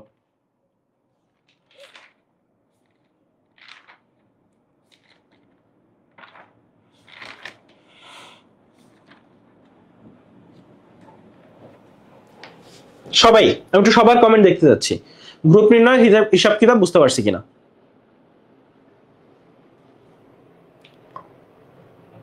Clear, good. এরপরে চলে আসো আমরা একটু, আচ্ছা আমরা একটু ম্যাজিক নাম্বারটা দেখে যাই, বুঝছো? ম্যাজিক নাম্বার, ম্যাজিক নাম্বার জিনিসটা বেশ মজার। ম্যাজিক নাম্বার গুলা হচ্ছে এই যে তুমি আগে স্টেশন গুলো তো মনে আছে, 2 10 18 36 54 86 118, এগুলা এগুলো হচ্ছে স্টেশন। হ্যাঁ, মানে প্রত্যেকটা পর্যায়ের শেষ মৌলের পারমাণবিক সংখ্যা। আর ম্যাজিক নাম্বার হচ্ছে 2 8 8 18 18 32। আচ্ছা, এই নাম্বারগুলো চেনা চেনা লাগতেছে না বলো তো? এই নাম্বারগুলোকে বলে ম্যাজিক নাম্বার। ম্যাজিক নাম্বার কেন বলে আসতেছি, আপাতত একটু খেয়াল রাখো। 2 8 8 18 18 32 মনে থাকবে। 2 8 8 18 নাম্বার 18 18 32, এটা দিয়ে পারমাণবিক সংখ্যা বের করা যায়। কি বের করা যায়? পারমাণবিক সংখ্যা। পারমাণবিক সংখ্যা। এখন আমরা একটু এইটা দেখব হচ্ছে পর্যায় সারণী থেকে। দেখো আমি আবারও বলি, এই যে জিনিসগুলো এগুলা যদি আমি পর্যায় সারণী না দেখাই, খালি পড়াই যাইতাম, তোমার কানেক্ট করতে কষ্ট হইতো। আমি তোমাকে ডটগুলা কানেক্ট করে দিছি। এখন তোমাকে আমি যা পড়াইলাম এই জিনিসগুলো, এখন তোমার কাজ হচ্ছে জিনিসগুলো বসে বসে ভাবা যে কি পড়লাম, কই থেকে পড়লাম, কেন পড়লাম। হ্যাঁ, জিনিসগুলো একটু রিলেট করা, রিলেট করে পড়া। ওকে, কারণ এখানে কিন্তু অনেক কিছু আছে যেগুলো আসলে ফিউচারে তুমি পেঁচাই ফেলবা, ফিউচারে ভুলে যাবা, উল্টায় পাল্টায় ফেলবা। ঠিক আছে, তো জিনিসগুলো যেন ফিউচারে উল্টায় পাল্টায় না ফেলে, এটা হচ্ছে সবচেয়ে বেশি ইম্পর্টেন্ট। এখন আসো, সংখ্যাগুলো এরকম 2 8 8 18 18 32। এখন তুমি জিনিসটা দেখো, হাইড্রোজেনের সাথে প্রথম সংখ্যা কত? 2। তাহলে 2 যোগ করো। হাইড্রোজেন তো 1, তুমি আগে থেকে এমনিই জানো। তো 2 যোগ করলে কত হচ্ছে দেখছো? 2 যোগ করলে হয় 3। তাহলে পরের মৌলটার পারমাণবিক সংখ্যা 3। তাহলে 3-এর সাথে এই পরের সংখ্যাটা কি? 8। তাহলে 8 যোগ করো, তাহলে 11 হচ্ছে। আবার 11-এর সাথে এই পরের সংখ্যাটা কি? 8। মানে এই সংখ্যাগুলো এইভাবে খেয়াল রাখবে, 2 8 8 18 18 32। তাহলে 8 যোগ করো, 11 হয়েছে। হ্যাঁ সরি, এই 11-এর সাথে 8 যোগ করো, 19 হয়েছে। এই 19-এর সাথে কি যোগ করতে হবে? 18, 37। এই 37-এর সাথে কি যোগ করতে হবে? 18। তাহলে কত? 55। তাহলে তুমি অলরেডি কিন্তু প্রত্যেকটা গ্রুপে কোন মৌলের পরে কোন মৌল সেটা তুমি জানো। আবার গ্রুপের প্রথম মৌলটার পারমাণবিক সংখ্যাও তুমি জানো। তাইলে নিচের গ্রুপের নিচের যে মৌলগুলো আছে তাদের পারমাণবিক সংখ্যা না তুমি না জানলে বের করে ফেলতে পারবা। দেখছো, হাইড্রোজেনের পরে লিথিয়াম, লিথিয়ামের পরে সোডিয়াম। তাইলে মানে প্রথমটার সাথে 2 যোগ করবা, দ্বিতীয়টার সাথে এই 2 নাম্বারটা যোগ করবা। দেখো এই 2 হচ্ছে 1 নাম্বার, 8 হচ্ছে 2 নাম্বার, এই 8 হচ্ছে 3 নাম্বার, 18 হচ্ছে 4 নাম্বার, এই 18 হচ্ছে 5 নাম্বার, আর এই 32 হচ্ছে 6 নাম্বার। এখন দেখো, যদি তুমি 2 নাম্বার পর্যায়েরটা বাইর করতে চাও তাইলে এই 2 যোগ মানে প্রথমটা যোগ করবা। 3 নাম্বার পর্যায়টা বাইর করতে চাইলে দ্বিতীয়টা যোগ করবা। ব্যাপারটা কি বুঝতে পারতেছো? 4 নাম্বার পর্যায়টা বাইর করতে চাইলে তৃতীয়টা যোগ করবা। 5 নাম্বার পর্যায়টা বাইর করতে চাইলে তুমি চতুর্থটা যোগ করবা। মানে এভাবেও চিন্তা করতে পারো যে 4 নাম্বার পর্যায়ের সাথে চতুর্থটা যোগ করলে তুমি 5 নাম্বার পর্যায়ে পাবা। 5 নাম্বার পর্যায়ের সাথে পঞ্চমটা যোগ করলে তুমি 6 নাম্বার পর্যায়টা পাবা। এখানেও তাই। দেখো এখানে তো আর মানে এখানে তো নাই কেউ, যার জন্য আমরা এখানে হচ্ছে বেরিলিয়াম থেকে শুরু করি। বা যদি থাকতো তাহলে তো এখানে হিলিয়ামই থাকতো, তাই না? বা হিলিয়াম আসলে বিভিন্ন কারণে ওখানে বসাইছি, কিন্তু হিলিয়ামের আসলে এখানেই থাকার কথা ছিল। তো হিলিয়াম ধরেও তুমি এভাবে করতে পারবা জিনিসটা। কিন্তু এখানে ব্যাপারটা একটু ডিফারেন্ট, একটু খেয়াল করো। এখানে ব্যাপারটা ডিফারেন্ট কেন? কারণ এখানে প্রত্যেকটা মৌলের ক্ষেত্রে খেয়াল করো, আমাদের বলছিলাম এরকম 2 8 8 18 18 32 এরকম বলছিলাম না? কিন্তু এখানে দেখো যে 2 অ্যাড করা লাগতেছে না তোমার। হ্যাঁ, প্রত্যেকটা মৌলের সাথে এখানে খেয়াল করো, এই যে তুমি কই গেল, এই যে নিয়ন থেকে আর্গনে যাবা ডিরেক্ট, তুমি কিন্তু এই যে ধরো আমি এই 17 নম্বর গ্রুপ দেখি, ফ্লোরিন থেকে ক্লোরিনে যাবা ডিরেক্ট তুমি 8 যোগ করছো। আবার ক্লোরিন থেকে ব্রোমিনে যাবা 18 যোগ করবা। আবার ব্রোমিন থেকে আয়োডিনে যাবা 18 যোগ করবা। আয়োডিন থেকে অ্যাস্টাটিনে যাবা 32 যোগ করবা। তাইলে এই গ্রুপগুলাতে 13 থেকে 18-তে কিন্তু ব্যাপারটা ডিফারেন্ট। 13 থেকে 18-তে শুরুই করতে হয় 8 দিয়ে। দেখছো, শুরুই করছো 8 দিয়ে,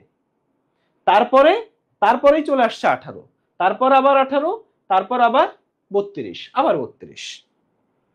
তাহলে এইখানে হিসাবটা একরকম যে 2 8 8 18 18 32, আর এখানে শুরু হচ্ছে 8 দিয়ে, যে 8 8 18 18 32, মানে 8 8 তাও এই 18 নম্বরে। আর এই 13 থেকে 17 তো আর প্রথমটা নাই, ফলে এখানে 8 18 18 32। তুমি কি ব্যাপারটা বুঝছো?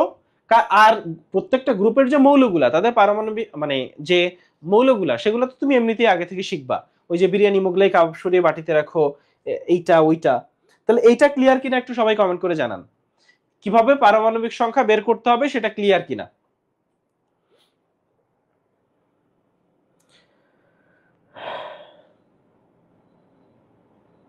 আচ্ছা আবার একটু বলবো, আচ্ছা ঠিক আছে, একটু খেয়াল করো ভাইয়া, একটু খেয়াল করো।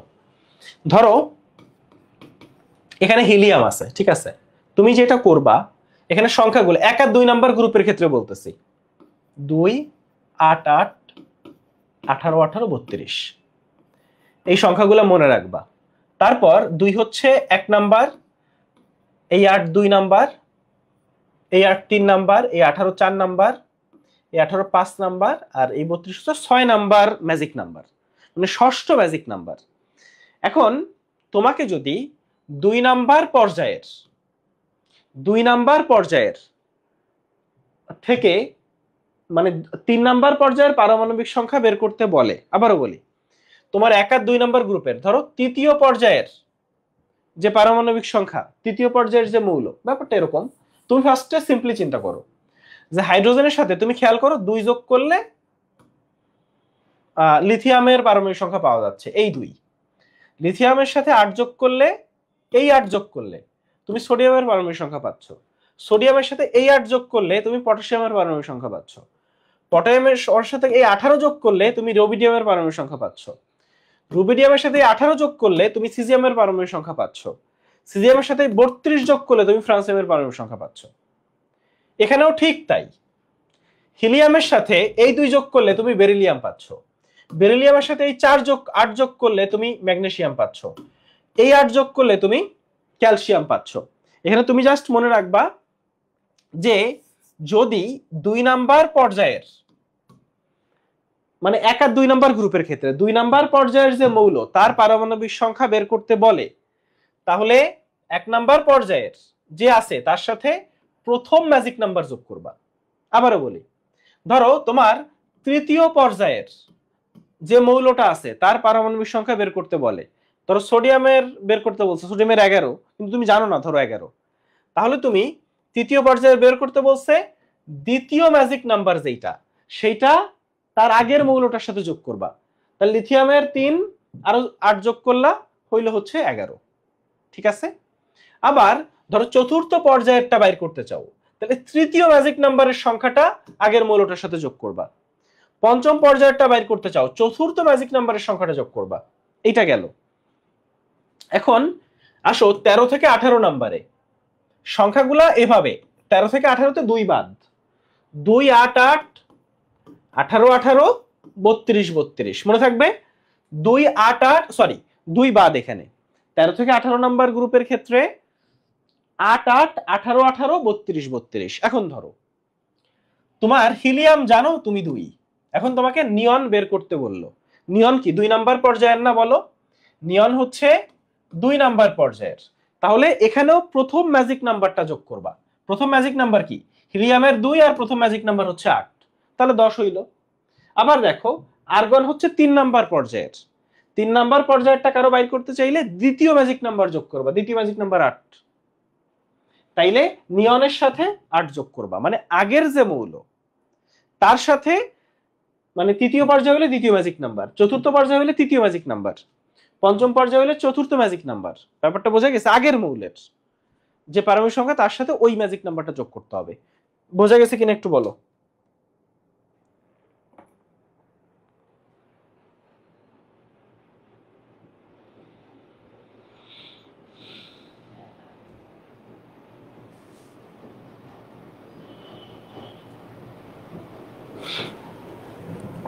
আচ্ছা একজন জিজ্ঞেস করছে, হ্যাঁ একজন একটা ভালো কথা বলছে যে ভাইয়া ম্যাজিক নাম্বার দিয়ে কোনো কোশ্চেন সলভ করাই দিলে সেটা হয়তো আমি পারতাম।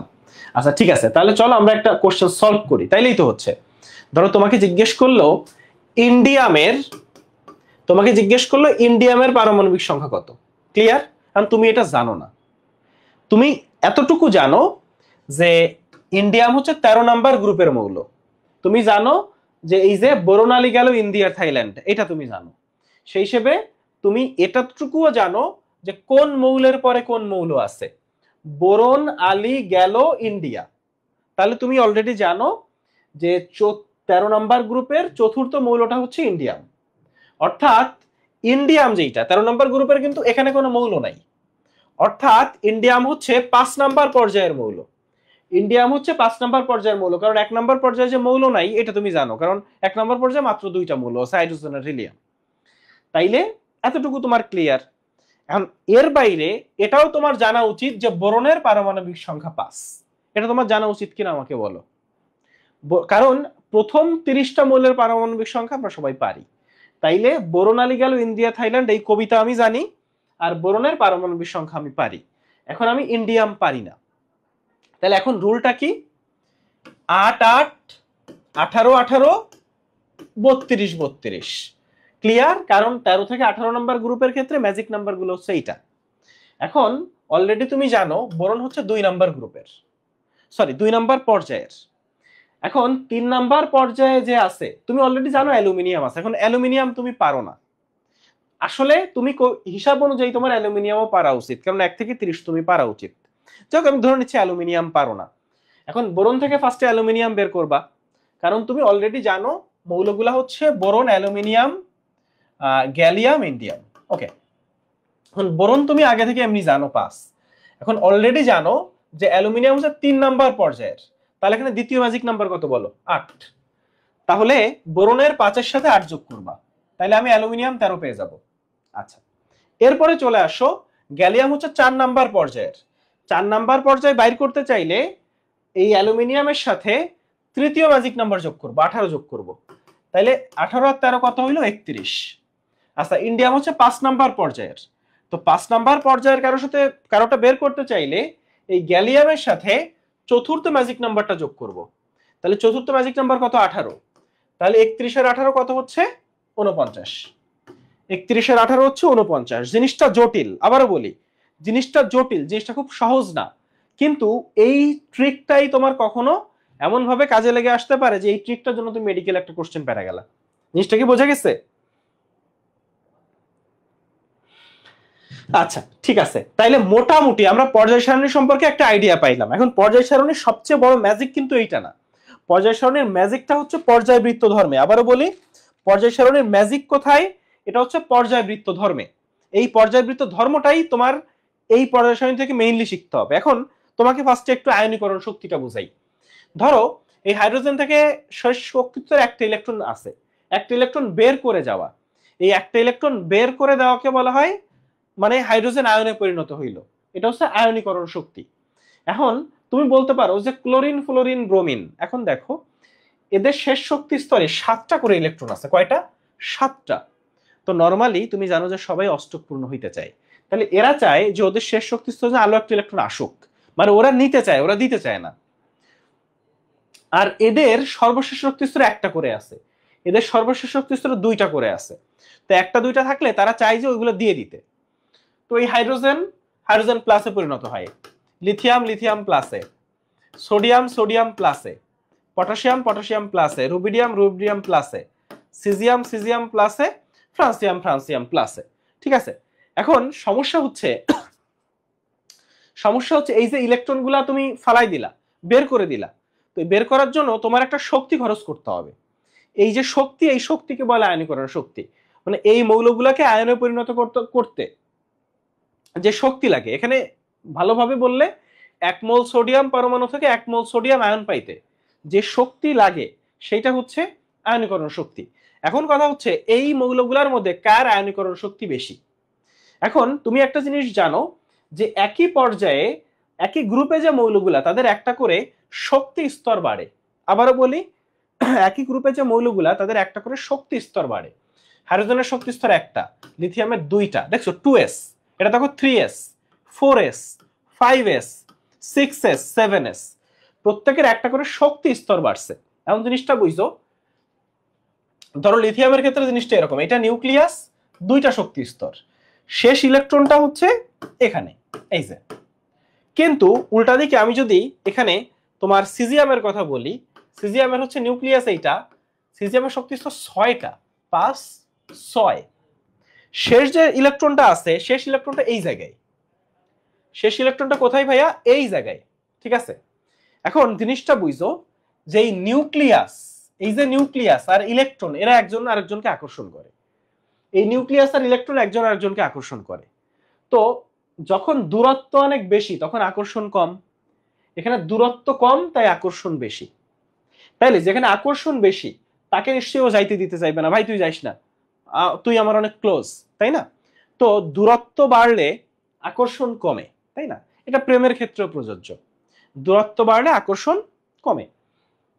তো এখানে যেহেতু 6টা শক্তি স্তর আছে, 6টা শক্তি স্তর আছে, ফলে এদের আকর্ষণ কম, ফলে এ ইজিলি বেরোয় যাবে, মানে তোমার বেশি শক্তি খরচ করতে হবে না। ফলে এই নিচের দিকের যারা তাদের শেষ ইলেকট্রনটা ইজিলি বেরোয় যাবে, তোমার তেমন শক্তি খরচ করতে হবে না।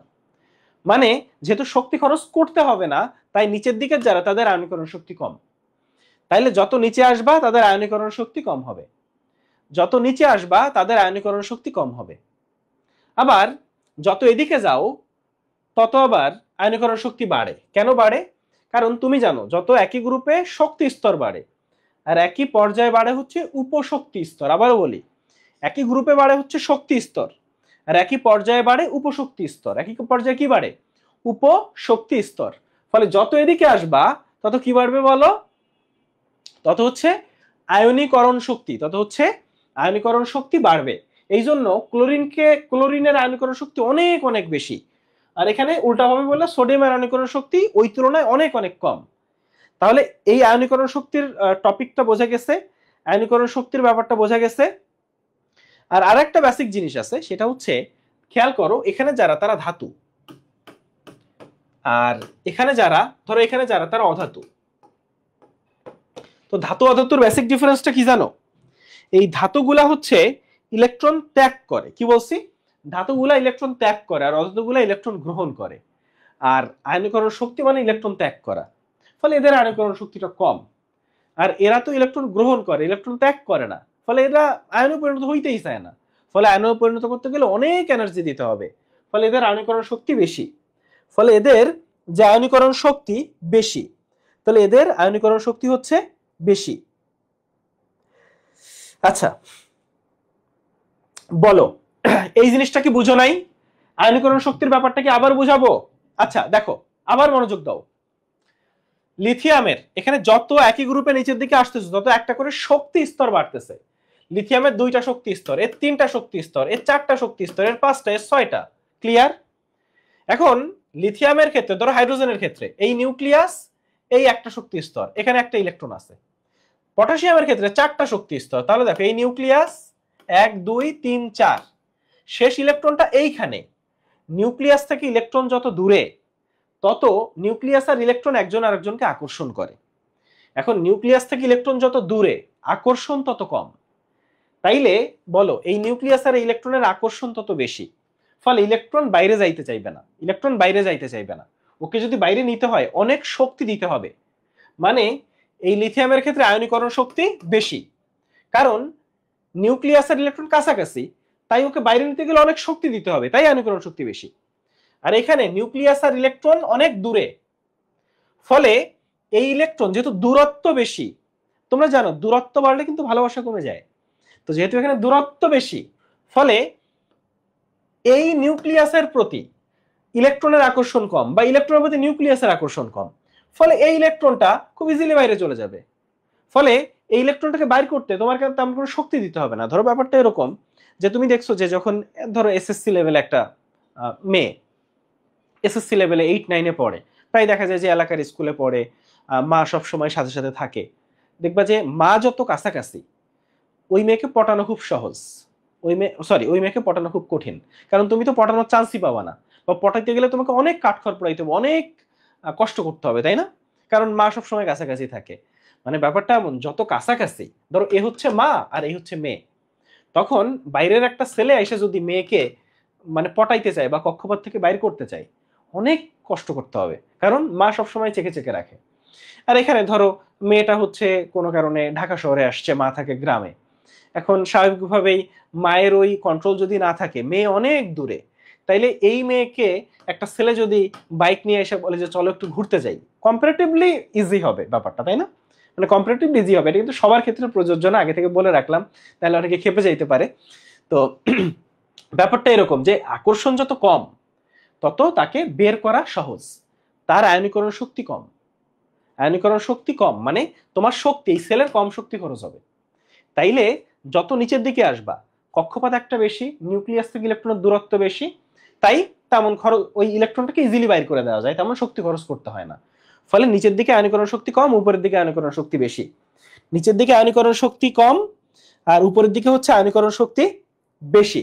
তাহলে ব্যাপারটা ক্লিয়ার আমাদের কাছে? সবাই একটু বলেন ব্যাপারটা ক্লিয়ার কিনা। ব্যাপারটা ক্লিয়ার কিনা? এখন আসেন, এখন একটা মজার জিনিস দেখি, সেটা হচ্ছে আমরা একটু পর্যায়বৃত্ত ধর্ম দেখব। আমরা একটু পর্যায়বৃত্ত ধর্ম দেখব।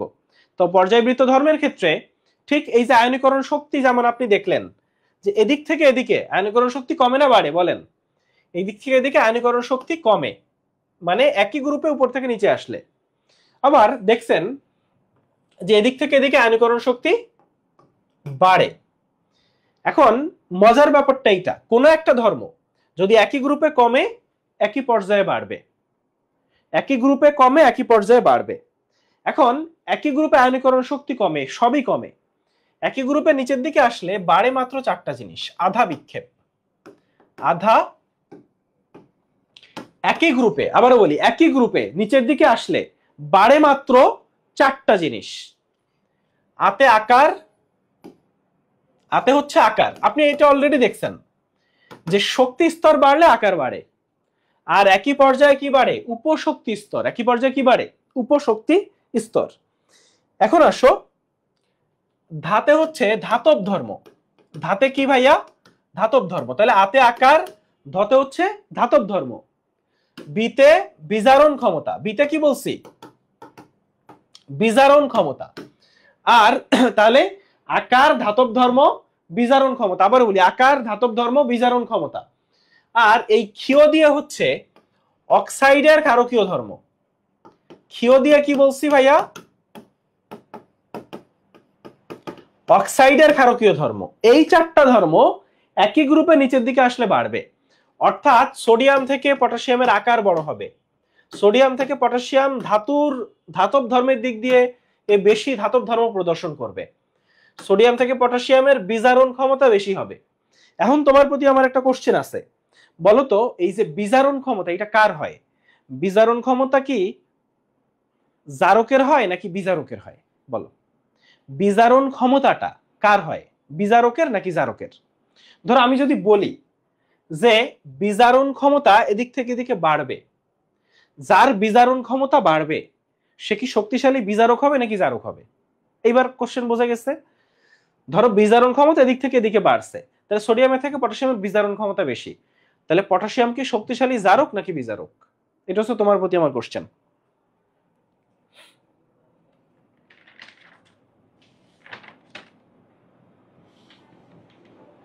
বলো।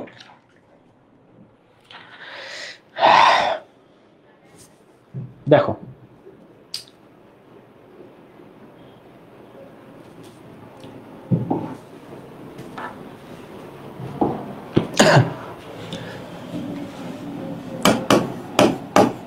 জারণ বিক্রিয়া, ঠিক আছে, জারণ বিক্রিয়া অ্যাটেন্ড করে হচ্ছে বিজারক, ঠিক আছে, জারণ বিক্রিয়া অ্যাটেন্ড করে বিজারক,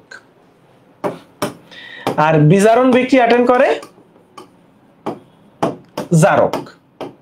এটা নিয়ে কিন্তু আমার কোনো আপত্তি নেই, কিন্তু আমি যখন বিজারণ ক্ষমতার কথা বলতেছি, বিজারণ ক্ষমতার কথা বলতেছি, বিজারণ ক্ষমতা বেশি হচ্ছে মানে যার বিজারণ ক্ষমতা বেশি সে শক্তিশালী বিজারক, যার জারণ ক্ষমতা বেশি সে শক্তিশালী জারক। আমি কি বুঝাইতে পারছি? দেখো বিজারণ ক্ষমতা আর জারণ বিক্রিয়া এক না, বিজারণ ক্ষমতা আর বিজারণ বিক্রিয়া এক না। বিজারণ বিক্রিয়ায় জারক অ্যাটেন্ড করে, জারণ বিক্রিয়া বিজারক অ্যাটেন্ড করে, এটা নিয়ে আমার আপত্তি নেই। আমার আপত্তি হচ্ছে বিজারণ ক্ষমতা বেশি হইলে সে শক্তিশালী বিজারক হয়, জারণ ক্ষমতা বেশি হইলে সে শক্তিশালী জারক হয়। জিনিসটা কি আমি বুঝাইতে পারছি? তার প্রমাণ হচ্ছে তুমি একটু খেয়াল করো তো, আমি বলছি এই যে দেখো এদিকে বিজারণ ক্ষমতা বাড়বে, তাহলে আমাকে বলো তো সোডিয়ামের থেকে পটাশিয়াম শক্তিশালী বিজারক না? পটাশিয়াম থেকে রুবিডিয়াম শক্তিশালী বিজারক না? বিজারক কিন্তু। তাইলে একই গ্রুপে উপর থেকে নিচে আসলে আকার বাড়বে, ধাতব ধর্ম বাড়বে, বিজারণ ক্ষমতা বাড়বে। এখন তুমি অলরেডি জানো গ্রুপে যেইটা বাড়ে পর্যায়ে সেইটা কমে। তাহলে আমরা যদি বলি একই পর্যায়ে এদিক থেকে এদিকে আসলে, এদিক থেকে এদিকে আসলে কি কমবে বলো? আকার কমবে, ধাতব ধর্ম কমবে, বিজারণ ক্ষমতা কমবে। আচ্ছা আমার একটা জিনিস বলো তো, বিজারণ ক্ষমতা যদি কমে তাহলে কি জারণ ক্ষমতা বাড়বে না? আচ্ছা তাও তাও আমি বলি যে বিজারণ ক্ষমতা কমবে, বিজারণ ক্ষমতা কমবে, আর অক্সাইডের ক্ষারকীয় ধর্ম কমবে, এই চারটা জিনিস কমবে। এখন এখন তুমি আমাকে বলো যে ক্লোরিন হয় জারক নাকি বিজারক বলো তো? হয় জারক নাকি বিজারক? ক্লোরিন জারক না। কেন জারক বলো এখন? কারণ এর তো বিজারণ ক্ষমতা কমে গেছে। এই দেখো এ হচ্ছে বিজারক সোডিয়াম, আর ক্লোরিন জারক। কেন? কারণ এদিক থেকে বিজারণ ক্ষমতা কমছে, মানে জারণ ক্ষমতা বাড়ছে। জারণ ক্ষমতা বাড়ছে বলেই ক্লোরিন জারক। জিনিসটা কি ক্লিয়ার? জিনিসটা ক্লিয়ার হইছে?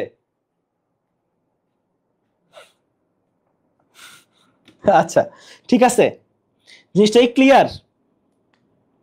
শোনো ভাইয়া আমি বলি, এই জিনিস যদি তুমি না বুঝো মাথাটাতে আউলায় চুল টুল ছিঁড়ে পড়ে যাবে, বুঝছো?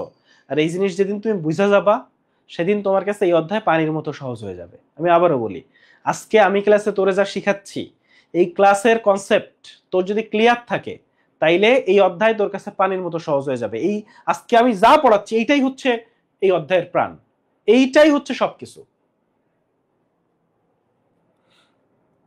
আর এই যদি ভাইয়া আমি যেমনে বোঝাচ্ছি এরপরে যদি তুই একটু মনোযোগ না দিস, একটু না বুঝিস, তাহলে আসলে এটা আর কোনোদিন তুই বুঝতে পারবি না। আবারও বলি তুই এটা কোনোদিন বুঝবি না। আচ্ছা তাহলে এখন একটা জিনিস বলি যে এই চারটা ধর্মের বাইরে যা ধর্ম আছে সব উল্টা। মানে দেখো এই চারটা ধর্ম গ্রুপে বাড়ে তাহলে সব বাকি সব কমে। বাকি সব মানে কি ভাইয়া?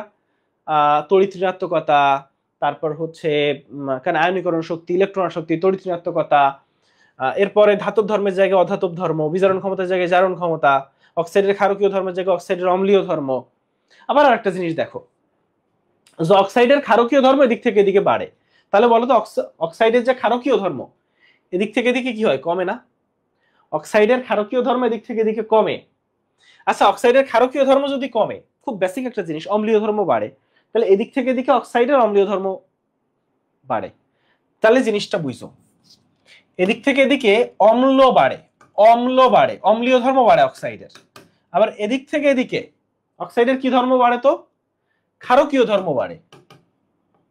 তাহলে খুব সিম্পল একটা জিনিস, ধরো অ্যালুমিনিয়ামের অক্সাইড, গ্যালিয়ামের অক্সাইড আর ইন্ডিয়ামের অক্সাইড দিছি, আমি যদি বলি যে কে বেশি ক্ষারকীয়, তুমি কি বলবা?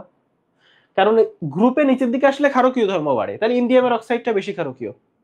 আবার পর্যায় দিক থেকে এদিকে আসলে অম্লীয় ধর্ম বাড়ে, পর্যায় দিক থেকে এদিকে আসলে অম্লীয় ধর্ম বাড়ে। তাহলে বলো এদিক থেকে এদিকে যদি আসো, তাহলে আমি জিনিসটা একটু ছোট করি, এখন পর্যায় সময়টা দেখো একটু ছোট করে এখানে এভাবে দেখাই, দেখো দেখো তাহলে এদিক থেকে এদিকে আসলে অক্সাইডের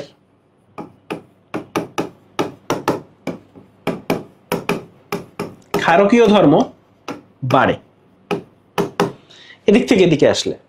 তাহলে দেখো sodium oxide, potassium oxide, rubidium oxide, বলো কে বেশি ক্ষারীয় হবে? Rubidium oxide. বলো কে বেশি অম্লীয় হবে? Sodium oxide. আচ্ছা এখন আসো, এদিক থেকে এদিকে আসলে অক্সাইডের ক্ষারকীয় ধর্ম কমবে, এদিক থেকে এদিকে আসলে অক্সাইডের ক্ষারকীয় ধর্ম কমবে। তাহলে আমি যদি বলি বোরনের অক্সাইড, কার্বনের অক্সাইড, নাইট্রোজেনের অক্সাইড, ক্ষারকীয় ধর্ম কমবে মানে কি?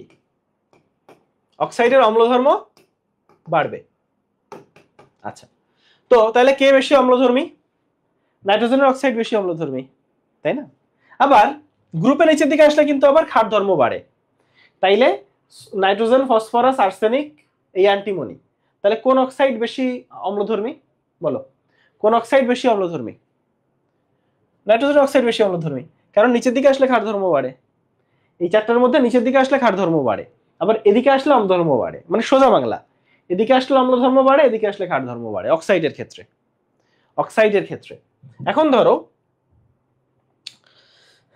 জিনিসটা কি বোঝা গেছে? জিনিসটা কি বোঝা গেছে একটু বলেন, এতটুকু বুঝছি কিনা? এতটুকু বুঝলে আমি অক্সাইডে ঢুকতেছি, কোনো সমস্যা নাই, এতটুকু বুঝলে আমি অক্সাইডে ঢুকবো। এখন এখানে একটু বলি, ধরো এখানে হচ্ছে এই অ্যালুমিনিয়াম অক্সাইড, গ্যালিয়াম অক্সাইড হচ্ছে উভধর্মী অক্সাইড, এই দুইটা হচ্ছে উভধর্মী অক্সাইড। ক্লিয়ার? এখন আমাকে বলতে হবে বোরনের অক্সাইড কেমন। বোরনের অক্সাইড কেমন? বোরনের অক্সাইড অম্লধর্মী হবে, তুমি অলরেডি জানো। গ্রুপে নিচের দিকে আসলে ক্ষার ধর্ম বাড়ে, তাহলে দেখো অম্ল, তারপর উভধর্মী, তাহলে নিশ্চয়ই এই যে অ্যালুমিনিয়াম অক্সাইড, গ্যালিয়াম অক্সাইড, আচ্ছা আবার এই যে ইন্ডিয়াম অক্সাইড, এইটাও কিন্তু উভধর্মী। তাইলে যদি থ্যালিয়ামের অক্সাইড হয় তাইলে এটা কি হবে? ক্ষারধর্মী। তাহলে এইখানে কে উভধর্মী অম্লধর্মী, ধরো তুমি যদি একই গ্রুপের মৌলগুলা জানো, একই পর্যায়ের মৌলগুলা জানো, তুমি আইডিয়া করতে পারবা। ধরো তুমি উভধর্মী অক্সাইডকে ভুলে গেছো, উভধর্মী অক্সাইডগুলো মুখস্থ রাখতে হয় কিন্তু ভুলে গেছো, তুমি আইডিয়া করতে পারবা যে ওই গ্রুপের সবচেয়ে উপরে যে আছে সে অম্লধর্মী হবে, সবচেয়ে শেষে যে আছে সে ক্ষারধর্মী হবে, মাঝখানের গুলো উভধর্মী হওয়ার সম্ভাবনা আছে। আবার ধরো এখান থেকে তোমাকে অক্সাইড দিল হচ্ছে এই চারটার মধ্যে একটা, হ্যাঁ, তাহলে তুমি জানো যে যত এদিকে আসবে তত অম্লধর্ম বাড়বে, যত এদিকে আসবে তাহলে সালফারের অক্সাইড বেশি অম্লধর্মী হবে, তাহলে সালফারের অক্সাইড হচ্ছে বেশি অম্লধর্মী হবে। তো এর মধ্যে তাহলে অম্লীয় অক্সাইড, ক্ষারকীয় অক্সাইড, এর বাইরে আরো একটা বেসিক আছে, এরা হচ্ছে ধাতু আর এরা হচ্ছে অধাতু, তাই না? এই যে এরা এখানে অধাতু কারা, তারা তো তুমি চিনো, অধাতুদের 18টা অধাতু আছে। তাহলে ধাতব অক্সাইড হচ্ছে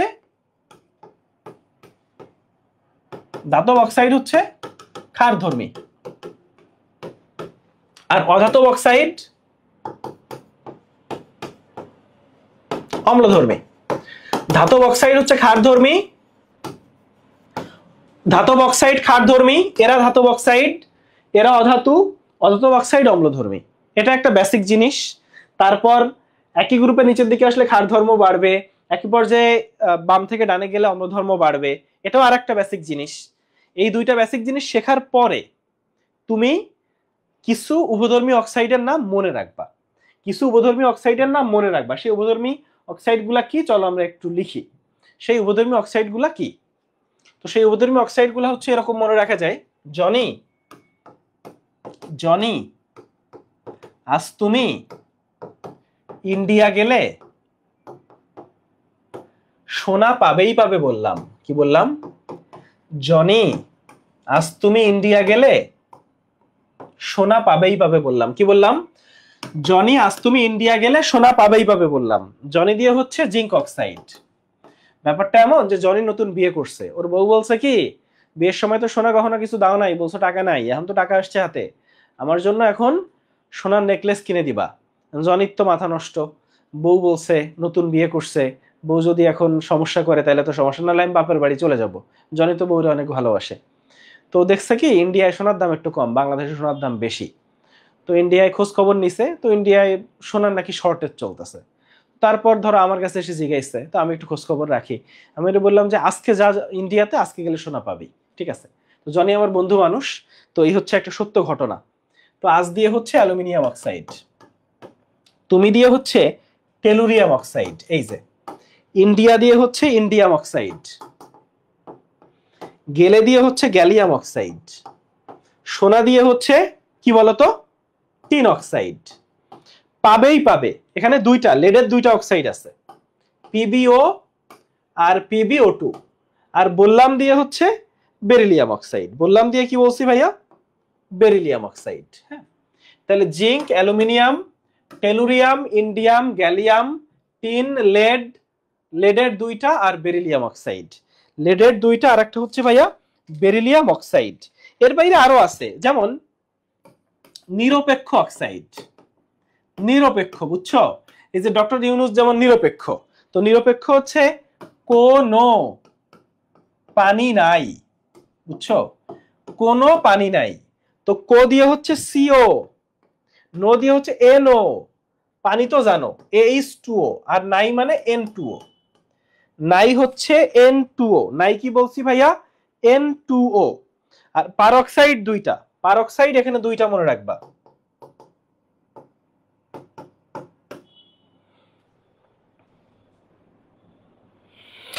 আচ্ছা দেখো, পারক্সাইড হচ্ছে দুইটা। না, আমরা অনেক লম্বা ক্লাস করব না, যেহেতু আমাদের তিনটা ক্লাস করব, আর হয়তো 10-15 মিনিট ক্লাস হইতে পারে, যেহেতু আমরা বেশিক্ষণ ক্লাস করব না, 10-15 মিনিট ক্লাস করব। তাই প্রথম ক্লাস আমরা হচ্ছে, যেহেতু আজকে আসলে অনেক কিছু শিখছি, মানে আজকে জিনিসটা হচ্ছে পুরো বেসিকে ভরপুর একটা ক্লাস ছিল। আমি চাই যে আজকে যা পড়াইলাম সেটা হচ্ছে বাসায় যে, আজকে কিন্তু বই ধরে আমি কিচ্ছু পড়াই নাই, কিচ্ছু পড়াইছি, বই ধরে আমি কিচ্ছু পড়াই নাই। আজকে আমি যা পড়াইছি এটা বাসায় যে একেবারে সুন্দর করে ক্লাসটা, ধরো যারা যারা নোট করছো তারা নোটটা হচ্ছে দিবা গ্রুপে, আর সুন্দর করে ক্লাসটা করে ফেলবা। দরকার হলে আরেকবার করবা, দরকার দুইবার করবা ক্লাস, কিন্তু এই ক্লাসের কনসেপ্ট যেন একটাও তোমার না বোঝা থাকে, ঠিক আছে? তাইলে কোনো পানি নাই, এই এই চারটা হচ্ছে নিরপেক্ষ অক্সাইড। এখন দেখো, পারঅক্সাইড হচ্ছে দুইটা, BaO2 আর Na2O2।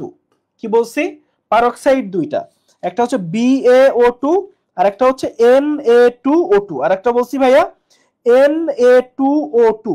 তাহলে এই জিনিসগুলো আমরা যেন খেয়াল করি, এই জিনিসগুলো যদি ভুল করি তাহলে কিন্তু ঝামেলা হবে। তাইলে পারঅক্সাইড হচ্ছে দুইটা, নিরপেক্ষ অক্সাইড হচ্ছে চারটা। আর দুই একটা জিনিস শিখবো একটু, একটা হচ্ছে সাব অক্সাইড আছে, সাব অক্সাইড।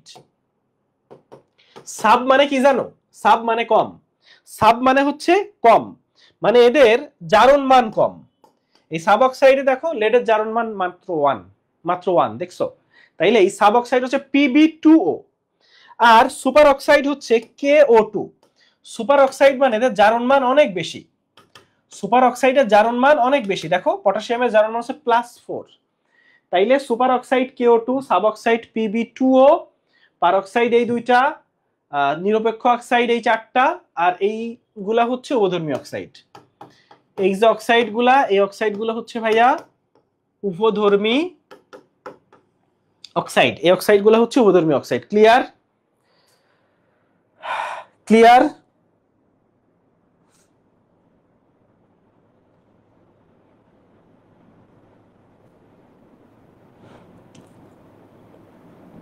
ওকে, এখন বলেন, আচ্ছা কোনটায় সমস্যা হইছে বলো, কোনটায় কনসেপ্ট এখনো ক্লিয়ার না, বলো কোনটায় সমস্যা।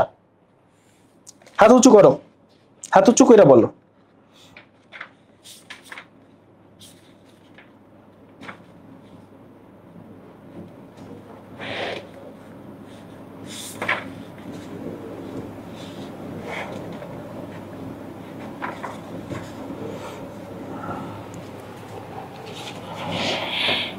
আচ্ছা ঠিক আছে। আচ্ছা শোনো, এখন কিছু জিনিস যেগুলো আমাদের এই অধ্যায়ে নাই কিন্তু অন্য অধ্যায়গুলোতে আছে, কিছু জিনিস যেগুলো আমাদের অধ্যায়ে নাই কিন্তু অন্য অধ্যায়গুলোতে আছে, সেই জিনিসগুলো একটু দেখি। যেমন এই যে গ্রুপ 2 এর যে মৌলগুলো আছে, বেরিলিয়াম, ম্যাগনেসিয়াম, ক্যালসিয়াম। ক্যালসিয়াম কোথায় থাকে বলো তো? হাড়ে থাকে ক্যালসিয়াম। আবারও বলি, ক্যালসিয়াম কোথায় থাকে? হাড়ে। এবং অস্থিতে থাকে ক্যালসিয়াম। তুমি এটা বায়োলজিতে পড়ছো যে হাড়ে থাকে ক্যালসিয়াম। আমাকে একটু বলতে হবে অস্থির কত পার্সেন্ট ক্যালসিয়াম, এটা বায়োলজিতে পড়ছো তুমি, অস্থির কত পার্সেন্ট ক্যালসিয়াম। এখন আরেকটা জিনিস আছে, অস্থির হাড়ের একটা সংকেত আছে, সেটা হচ্ছে ফসফোরাইট। সংকেতটার নাম কি? এই যে Ca3PO4। কি বলছি ভাইয়া? Ca3PO4। এই যে সংকেতটা, এটার নাম হচ্ছে ফসফোরাইট, ফসফোরাইট। তো হাড়ের 60%ই হচ্ছে খালি ফসফোরাইট। আর আমার জিজ্ঞেস হচ্ছে হাড়ের কত পার্সেন্ট, হাড়ে ক্যালসিয়ামের পরিমাণ কত পার্সেন্ট? হ্যাঁ, প্রায় 96-97% মতো ক্যালসিয়াম আছে। আর এই ফসফোরাইটই আছে হচ্ছে হাড়ে 60%। ফসফোরাইটই আছে হচ্ছে হাড়ে ভাইয়া 60%। আর বেরিয়াম দিয়ে কিন্তু এক্সরে করা হয়। এই যে বেরিয়াম না, সরি এই বেরিলিয়াম, এই বেরিলিয়াম দিয়ে হচ্ছে এক্সরে করা হয়, বেরিলিয়াম দিয়ে হচ্ছে এক্সরে করা হয়, এক্সরে। ঠিক আছে, তাহলে এতটুকু আমরা জানলাম। এখন চলে আসো, আমরা একটু এই যে 13 আছে, 14 আছে, 15 আছে, এদের সম্পর্কে একটু জানা দরকার না? 13 কথা যদি আসে সবার আগে আসবে আমাদের প্রিয় অ্যালুমিনিয়ামের কথা। অ্যালুমিনিয়াম নিয়ে কিন্তু অ্যালুমিনিয়ামের অনেক অনেক আকরিক আছে, অ্যালুমিনিয়ামের সব আকরিক আজকে আর পড়াচ্ছি না। তার মধ্যে Al2O3, এইটার নাম কি একটু বলো? Al2O3, Al2O3 এর নাম কি? বিশেষ করে Al2O3 2 অণু পানি, এটার নাম হচ্ছে বক্সাইট। এই বক্সাইট থেকে অ্যালুমিনিয়াম ধাতু নিষ্কাশন করা হয়। এই বক্সাইট থেকে হচ্ছে অ্যালুমিনিয়াম ধাতু নিষ্কাশন করা হয়। কি বলছি? এই বক্সাইট থেকে অ্যালুমিনিয়াম ধাতু নিষ্কাশন করা হয়। অ্যালুমিনিয়াম সম্পর্কে আরো একটা তথ্য, অ্যালুমিনিয়ামের অক্সাইড হচ্ছে উভধর্মী অক্সাইড। আবারও বলি, অ্যালুমিনিয়ামের যে অক্সাইড সেটা হচ্ছে উভধর্মী অক্সাইড। এখন আরেকটা মজার ব্যাপার আছে, এখানে চলে আসো, এখানে কার্বন আছে। কার্বন কি? অধাতু। মজার জিনিসটা দেখো, কার্বন হচ্ছে অধাতু। সিলিকন কি? সিলিকন হচ্ছে অর্ধধাতু বা অপধাতু। আবার জার্মেনিয়ামও অর্ধধাতু। আবার এই টিন, লেড, এগুলো আবার ধাতু। তাহলে মজা না জিনিসটা? এই দুইটা অর্ধধাতু, এগুলা ধাতু, আর কার্বন হচ্ছে অধাতু। কার্বন হচ্ছে অধাতু। কিন্তু এখানে একটা কথা আছে, কার্বন অধাতু ঠিক আছে, কিন্তু কার্বনের রূপভেদ আছে। কার্বনের রূপভেদ আছে। কার্বনের যে রূপভেদ, আমরা যদি বলি যে হীরক, হীরক হচ্ছে কার্বনের একটা রূপভেদ। হীরক হচ্ছে কার্বনের একটা রূপভেদ। গ্রাফাইট হচ্ছে কার্বনের একটা রূপভেদ। এগুলার ক্ষেত্রে কিন্তু হিসাবটা আলাদা, এগুলার ক্ষেত্রে কিন্তু হিসাবটা আলাদা। আরো কিছু চমৎকার ব্যাপার আছে, এগুলো ফিউচারে আমরা দেখব। তারপরে একটু দেখো, কার্বনের অক্সাইড হচ্ছে কার্বন ডাই অক্সাইড, আর সিলিকনের অক্সাইড হচ্ছে সিলিকা। এখন এই যে কার্বনের সাথে অক্সিজেন, এখানে হচ্ছে দুর্বল একটা বন্ধন, ভ্যান ডার ওয়ালস বন্ধন দিয়ে যুক্ত থাকে। কি বন্ধন? ভ্যান ডার ওয়ালস বন্ধন দিয়ে যুক্ত থাকে। তো যেহেতু এখানে খুব দুর্বল বন্ধন থাকে, এই জন্য কার্বন ডাই অক্সাইড একটা গ্যাস। মনে রাখবা, গ্যাসে যারা থাকে তারা খুবই দুর্বল বন্ধন দিয়ে যুক্ত, এই জন্য কার্বন ডাই অক্সাইড হচ্ছে একটা গ্যাস। কিন্তু এখানে যদি আমি সিলিকার কথা বলি, সিলিকা কিন্তু একটার একটার সাথে যুক্ত, মানে সিলিকা একটা জায়ান্ট মলিকুল বলে।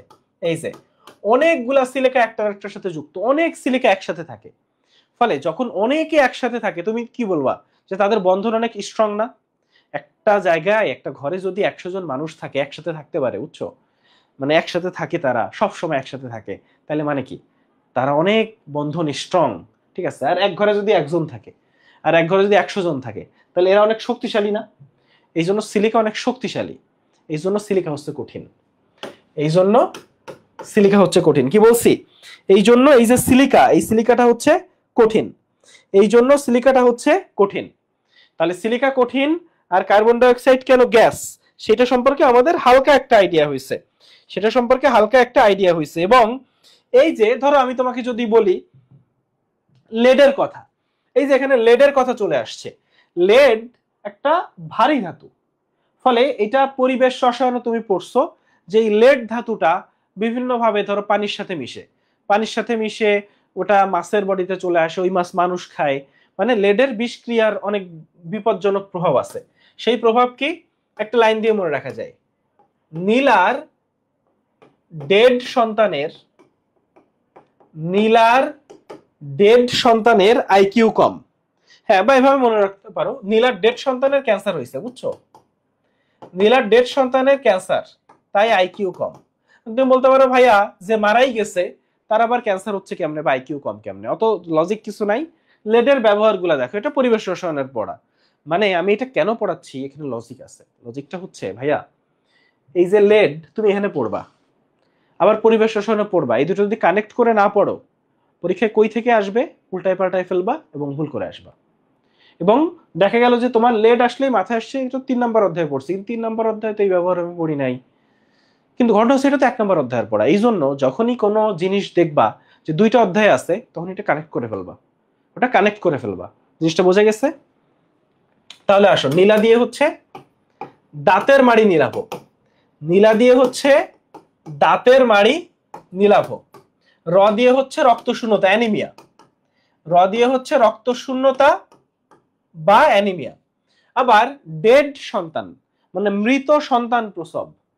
এরপরে আছে মৃত সন্তান প্রসব। 4 নম্বরে ক্যান্সার, মানে এখানে ক্যান্সার হয়। কি হয় ভাইয়া? ক্যান্সারের ঝুঁকি আছে, ক্যান্সারের ঝুঁকি আছে লেডের কারণে। আর আইকিউ কম মানে যে বাচ্চাটা মানে জন্ম নেয়, যদি বাচ্চা মারা না যায়, তাহলে সেই বাচ্চার আইকিউ কম হয়, সেই বাচ্চার আইকিউ কম হয়। এগুলো হচ্ছে লেডের বিষক্রিয়ার প্রভাব, এগুলো হচ্ছে লেডের বিষক্রিয়ার প্রভাব। হ্যাঁ, মানে আরো আছে যে ক্যাডমিয়াম, ক্রোমিয়াম, আর্সেনিক, লেড, মানে জাস্ট একটা আমি দেখাইলাম, জাস্ট একটা আমি দেখাইলাম। ওকে, আচ্ছা আচ্ছা, তোমাদের কি ক্লাস আটকে যাচ্ছে একটু বলো তো? অনেকে বলতেছো ক্লাস নাকি আটকে যাচ্ছে।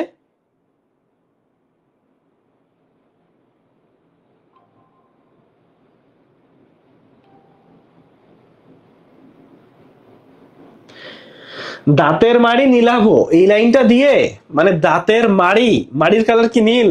দাঁতের মাড়ির কালার নীল হয়ে যায়।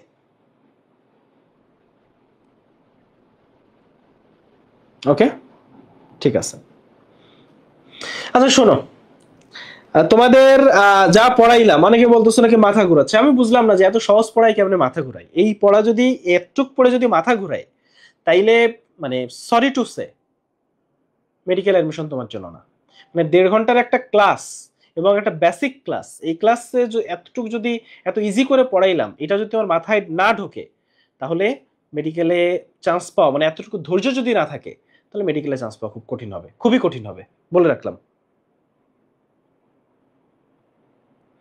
তাহলে যাই হোক, যা পড়াইলাম আমি আসলে আর একটু পড়াইতে চাচ্ছিলাম, কিন্তু তোমাদেরই আমি দেখতেছি যে তোমরাই উল্টাপাল্টা বলতেছো। তাই হচ্ছে আজকে আমরা ক্লাস এখানে রাখতেছি। আর 2টা ক্লাস আছে, আর 2টা ক্লাসে আমরা ডিটেইলসে লম্বা ক্লাস নিব, কিন্তু 2টা ক্লাসে খুব সুন্দরভাবে অধ্যায়টা শেষ করব। তাহলে সবাই ভালো থাকো, আল্লাহ হাফেজ।